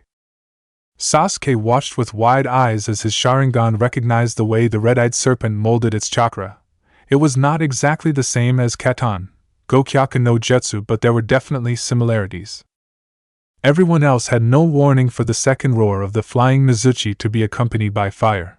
Fubuki screamed as she dived away, a pointless effort as her armor protected her, and it was merely a twist of the neck for the flames to intercept her hasty dodge.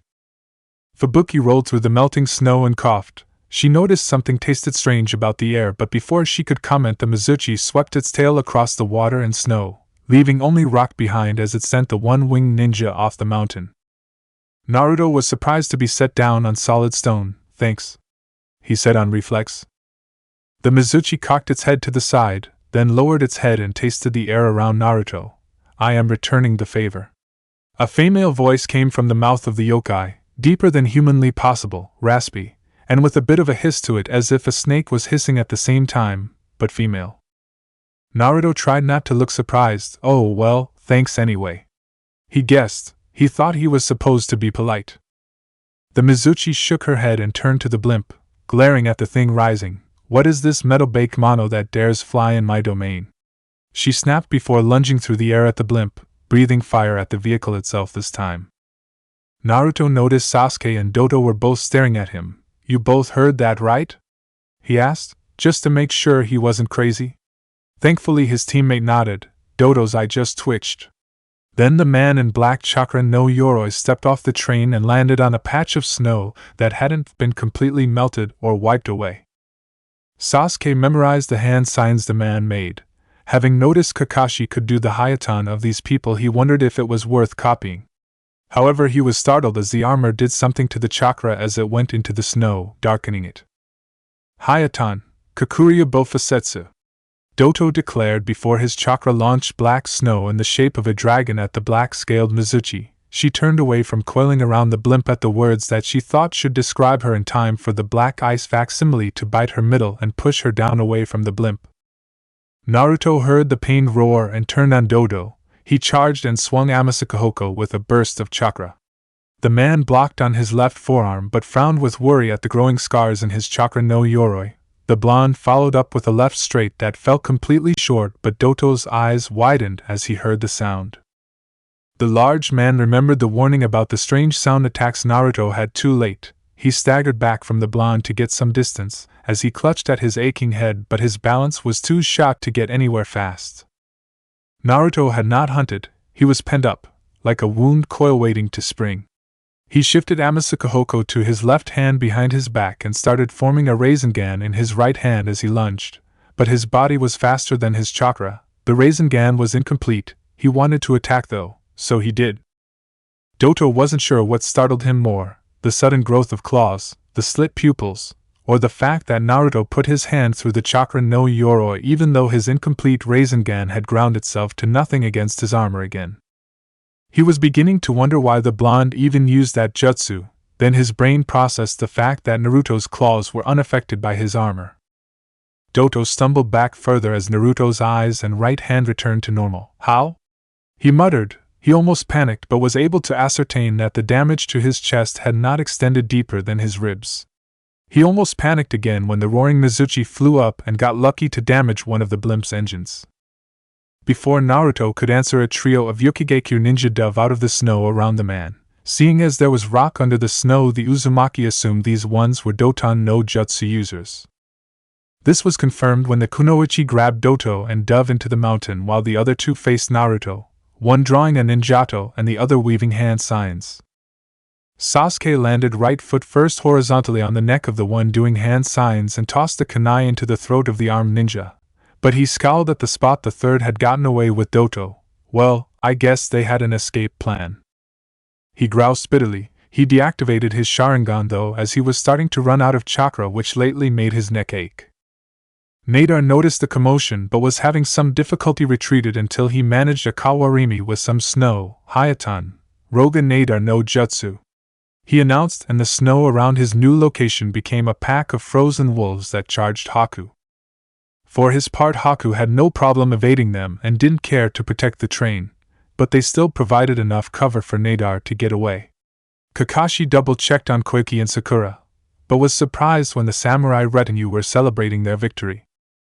The train had supplies, and the samurai seemed eager to use them. Koiki looked irritated at them, but before she could voice why, the giant flying serpent landed on the roof of the train and looked over the assembled survivors. Sakura thought her heart might stop from the killing intent the fire-breathing, flying snake had. Sasuke knew the Mizuchi was using chakra to mimic the legends of Oryu, but that didn't make the red-eyed black-scaled serpent less terrifying. Then the Mizuchi turned to Naruto. Are the rest of these Ningen yours? She asked. Naruto wasn't sure how to respond to that, but he figured nodding was probably a safe bet. Sasuke cast him an annoyed glance at the implication, but didn't protest further. The Mizuchi made a sound that was something between a hiss and rattling growl, like she had too much phlegm but couldn't spit it up. It occurred to Naruto that there was still probably blood in her throat. Irritating. I will not yank the nation from under the feet of the one who saved me from the slumber of death, the Mizuchi began, and I owe you a debt, so I cannot simply eat you or your Ningen. She complained. That flying Bakemono and the Ningen I killed for you. I will remove 2 decades of service from the life debt I owe you for that. One of them was able to hurt me somehow. Naruto decided not to explain that 2 different people had actually gotten hits in. He didn't think it would go over very well. 2 decades? He asked, wondering how many years of service was in a life debt, and what constituted service besides just killing things. Yes, that seems fair. The Mizuchi decided with a nod. Apparently not going to elaborate further, she turned to the front of the train. Now what is this delightfully warm thing I'm on? She asked. That's a train, do you have a name? Naruto asked. Mine is Naruto Uzumaki. He added. He almost extended his hand in greeting but thought better of it before his body could do it on autopilot.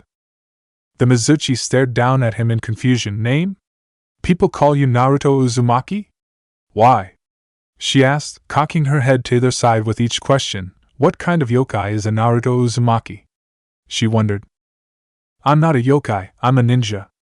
Naruto answered and was startled by how quickly the Mizuchi got her face near enough to taste the air around him again. Ah, that explains it. No yokai would give up a true name so easily. The Mizuchi mused as she twisted to coil halfway around the blonde to taste the air behind him. So you used to be like these Ningen? How interesting. I suppose this changes little, except that I may eat you once I have repaid this life debt. How many years is on that life debt, by the way? Naruto asked. He'd suddenly come to the decision that he should know that. It definitely seemed more important than it had a minute ago. When the Mizuchi didn't answer, he worried he shouldn't have asked. Kakuria-chan?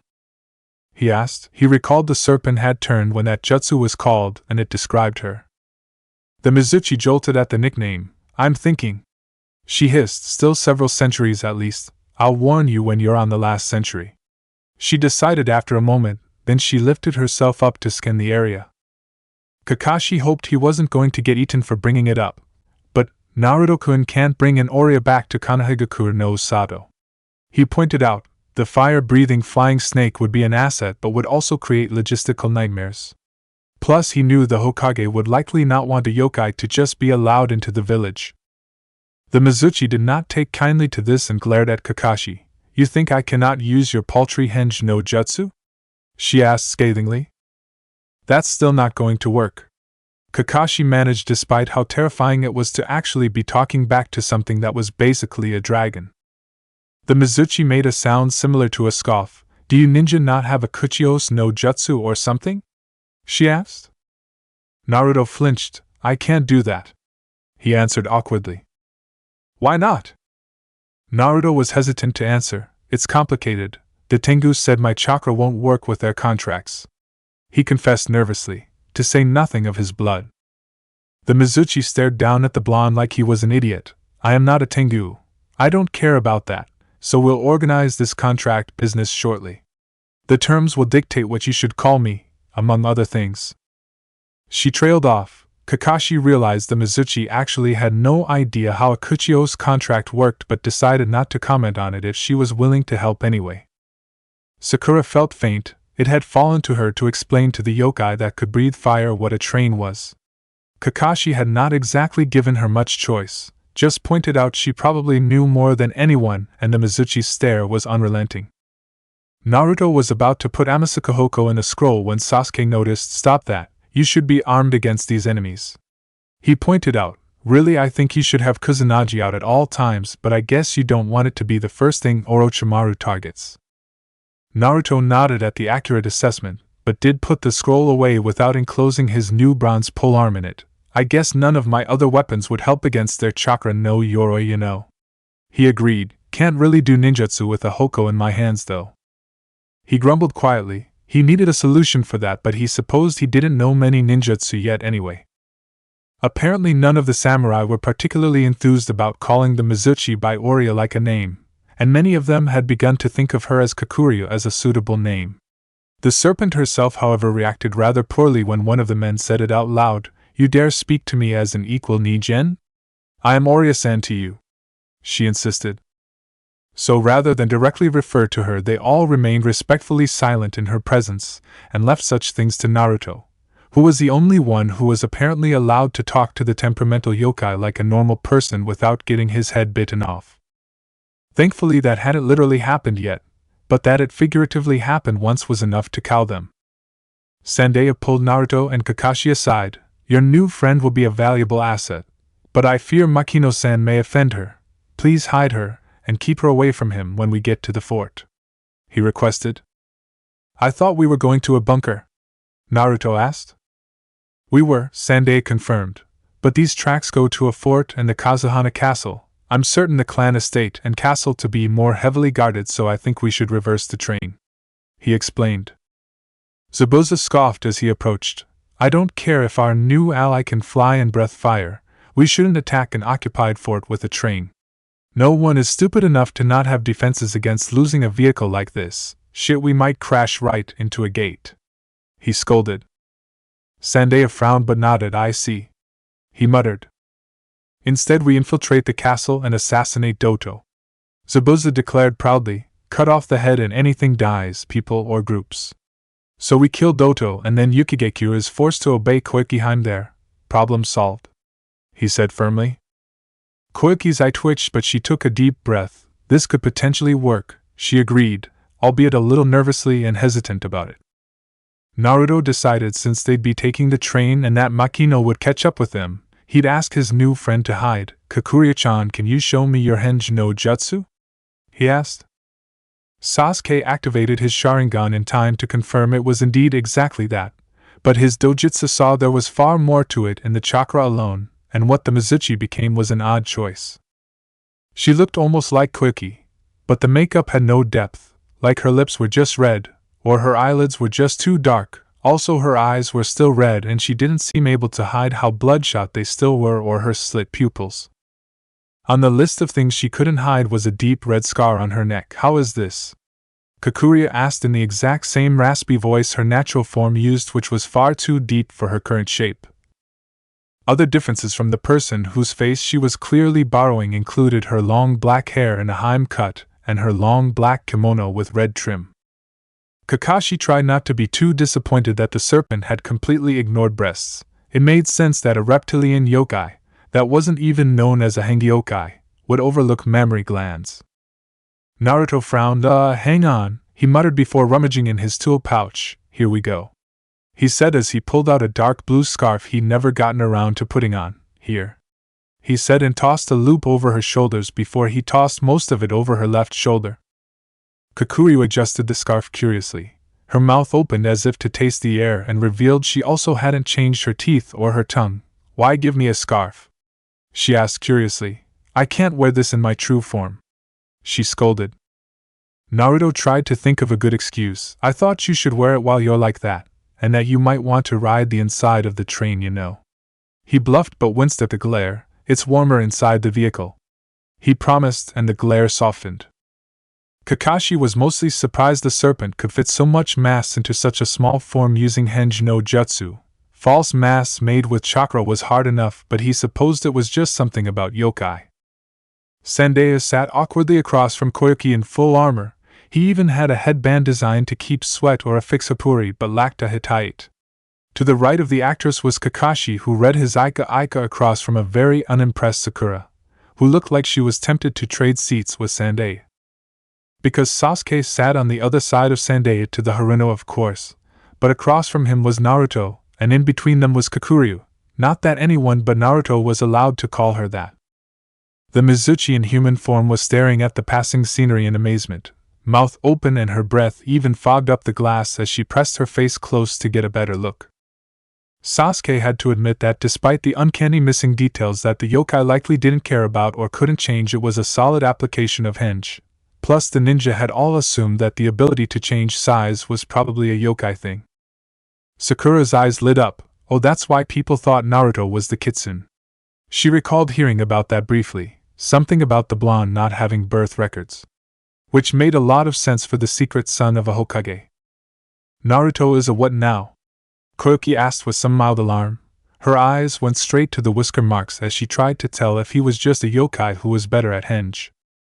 I'm not a kitsune. Naruto snapped quickly. He did not want people to think that, even if they didn't immediately think of the Kyuubi. Of course not. His scent is akin to Fujimi. Kakuya said rudely, a sweet scent, like his blood is already fermented. She added in a tone that Sasuke found disturbingly familiar. Sakura wondered why she felt insulted. No one was even talking to her. You can't ferment blood, Koyuki pointed out. Yes, you can. Naruto intercepted before Kakuryu could snap at the princess. Kakashi raised an eyebrow. Well, it is possible, but how would you know that, Naruto-kun? He asked. Naruto flushed. I have some. I didn't make it, but he only just realized how much he hoarded things since he became immortal. He clung to everything that may have some use. He wasn't particularly fond of throwing stuff away before he became immortal anyway, so it was probably nothing supernatural. You have fermented blood? Kakuryu turned from the scenery to inspect Naruto's face curiously, as if searching for a lie. If so, we should drink to our new alliance. That is how contracts work, you know, she stated. Sakura and Sasuke both stiffened as the red-eyed yokai adopted Naruto's verbal tic. He was better about it than he used to be, but neither was particularly happy to hear someone, or something, else pick it up. The pink-haired young kunoichi tried not to groan into her hands. It's a little more complicated than Kakashi began.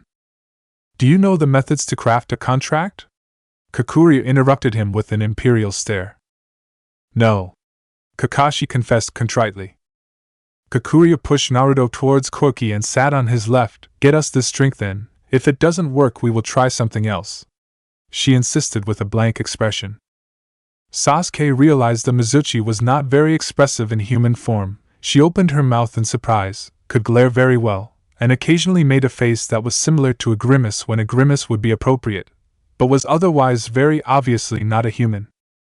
The Uchiha wondered how his teammate managed to be such a magnet for the supernatural. Then he wondered if that was just how it worked. Sakura had mentioned that the meaning behind the title of Jinchuriki was the sacrifice of the vessel's normal life. Naruto was a bit flustered to be between Koki and Kakuryu like he was, but he didn't notice the disapproving look Sandeya gave Kakashi for the Jonin didn't budge to the side to assist at all. Instead, the blonde pulled out a scroll that was labeled "She knows sake" in poorly drawn kanji. Sasuke did not comment on the wording and watched Naruto pull out a single bottle, from how careful the boy was with the scroll after he guessed there were more in the scroll still. Kakuryu took the bottle, inspected it, and uncorked it. Kakashi wrinkled his nose at the smell, and a moment later so did everyone else, except for the yokai. This should do.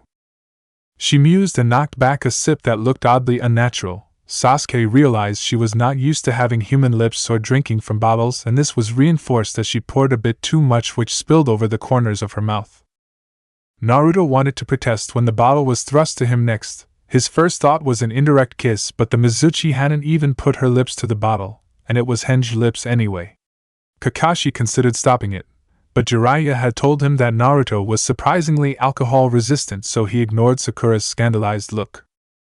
Kakashi Hatake was not going to tell a giant fire-breathing serpent she couldn't give his Chunin student alcohol, even if she was in humanoid form right now. Kakashi Hatake determined that Jiraiya was either a liar or whatever Naruto had was absurdly strong. Naruto-kun, please sober up. We need you and, Oreo-san to provide the biggest distraction, he said as he handed the blonde a cup of water. Naruto drank the water as Kakuryu inspected the land outside the window. We're still in the mountains. She pointed out, the castle is on the other side of this one, isn't it? She asked. Well, it's not an infiltration if we're all on the train. Kakashi pointed out, Naruto-kun will make a bunch of Kage Bunshin to disguise that we aren't here, and well, keep the enemy distracted as long as you can.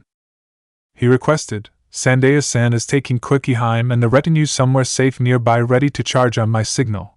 I have a Kage Bunshin of my own watching them just in case, he explained. Naruto was surprised. The Jonin didn't usually explain the plan so well, but then he realized why. Naruto was a lot of the plan, he was the biggest distraction, he just had to hope Kakuryu wouldn't try to eat him mid-combat, and he should be fine. He didn't need to win against an army head-to-head, just distract them so Zabuza or Kakashi could assassinate Doto, while he received medical attention from the wound Naruto delivered. Kakuryu decided that if they were going to fight, then her natural form was, naturally, the way to go. There was no reason not to, and to her delight Naruto joined her on the roof of the train to face the castle. She thought they must be quite a sight, a dragon and whatever Naruto was, riding on a human vehicle at a human castle. The Mizuchi did not expect more of those ninja with the metal wings to emerge from the castle. I noticed you cannot fly, she mused, then without further comment she took off into the air with a roar as she flew at the humans who dared enter the skies. Naruto was still processing that he'd technically earned the gratitude of a dragon. He supposed that maybe that karma thing Jiraiya had been talking about how doing nice things got you nice things might have some merit. Or maybe that idea existed because people were more inclined to assist those who assisted them, and yokai were just a strange sentient existence, so they worked similarly. When did I become so philosophical? Naruto wondered before the train started to slow before even hitting the wall. Wait, they can stop the train from in there? No fair. I wanted to crash into the wall, he complained as he started his walk towards the front of the train. It wasn't losing momentum too fast, but it certainly wouldn't crash through the gate. He'd be lucky if it damaged it at all. Naruto wasn't sure where he came from, but Nadar landed in front of the gate and waved hand signs. Hariyamoko, he declared, and the tiger of ice leaped at the train. The blonde on top suppressed a shiver as the air temperature dropped. He wasn't sure why everything else got so cold when the train suddenly got cold, or why that slowed it down, but he supposed hitting an already slowing vehicle with enough force would slow it down more. The blonde continued his walk towards the front of the train regardless, and stopped thinking about things he didn't understand like thermodynamics, and started focusing on something he did understand. Violence. The Chunin understood how to fight and kill very well. Plus his immortality meant he was completely at ease with the number of Yokigekyo shinobi pouring out of the castle. Naruto placed the Amasakahoko blade down in the roof of the train and made the cross-fingered hand sign, Taiju Kage Bunshin no Jutsu. He declared and covered the entire smoke with concealing chakra smoke. Within the train were already some Kage Bunshin disguised as his team, the samurai retinue, Sandeyu, and Koiki. Those Kage Bunshin in the train were decoys, of course, and Naruto didn't expect his Kage Bunshin to actually win one-on-one fights to the death. That's why he made so many. Any numerical advantage the Yukigekyo ninja thought they had was completely turned around. Using Bunshin that went down in a single hit was not the most effective combat strategy. In fact, it was downright wasteful. But Naruto actually did have the chakra to pull off stunts like this.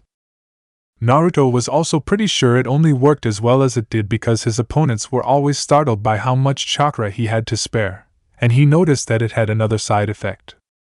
His enemies became used to pulling their punches, since follow-through against an insubstantial enemy only left them open to his numbers. His enemies were being slowly conditioned to attack him with light grazing blows.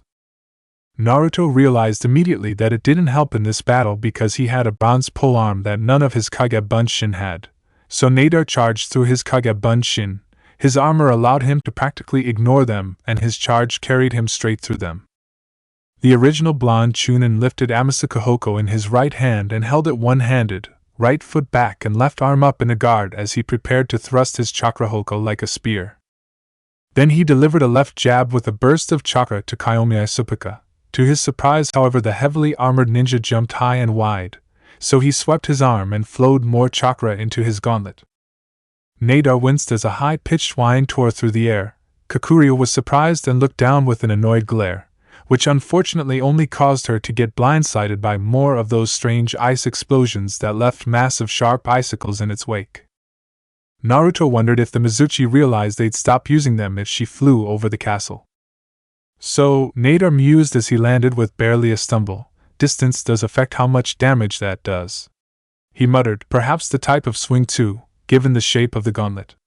He guessed, assuming correctly from the brief engagements, that a straight punch did far more damage than a sweeping swing of the arm with Kiyomiya Supaka. Naruto frowned. I don't have nearly as much practice with this as I'd like, but you just need to be off balance and flat-footed once to die in a real fight, you know. He pointed out.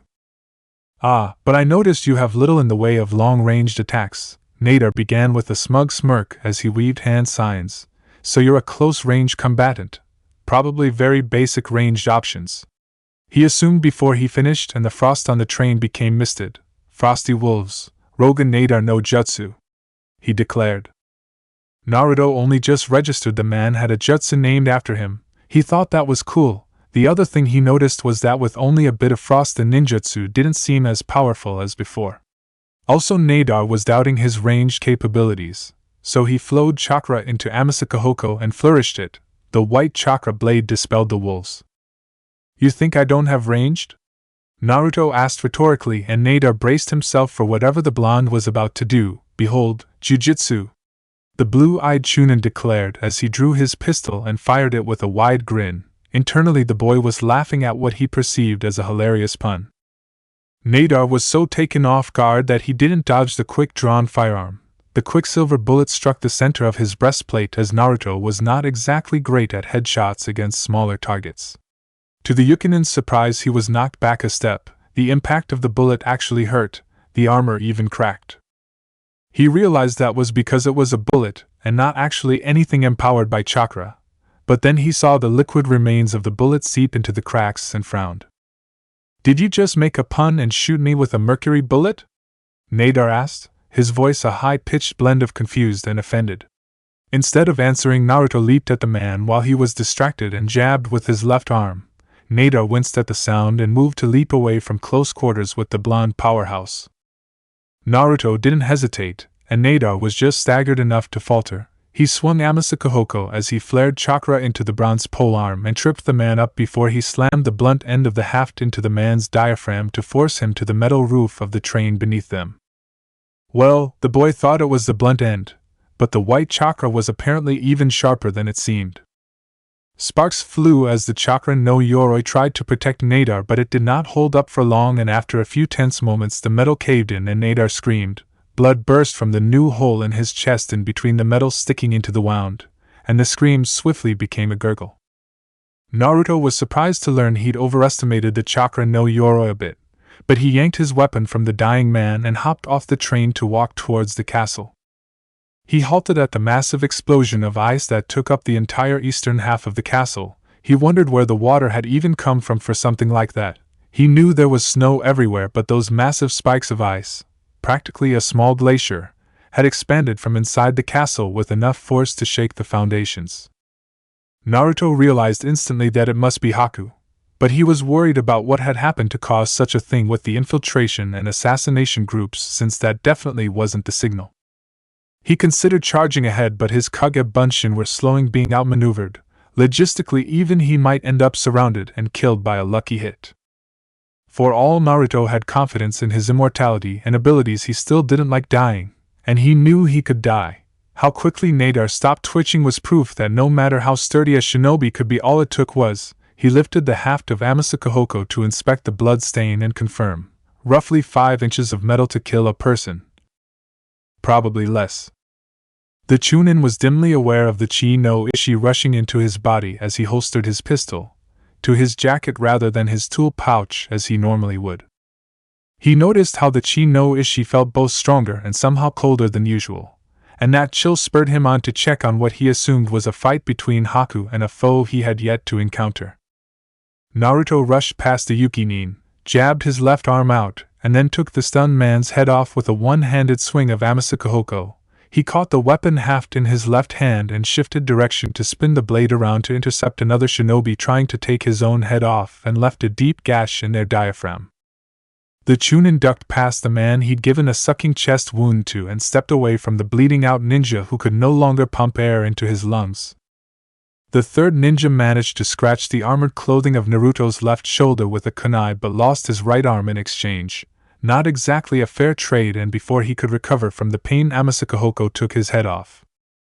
It occurred to Naruto that he didn't need to kill these men. In the back of his mind he knew they were doing their job, and the guilt that he could get up if they killed him, but he was simply ending them started to slow him down when the path in front of him, and the shinobi in said path, lit up with flames as Kakuri roared above.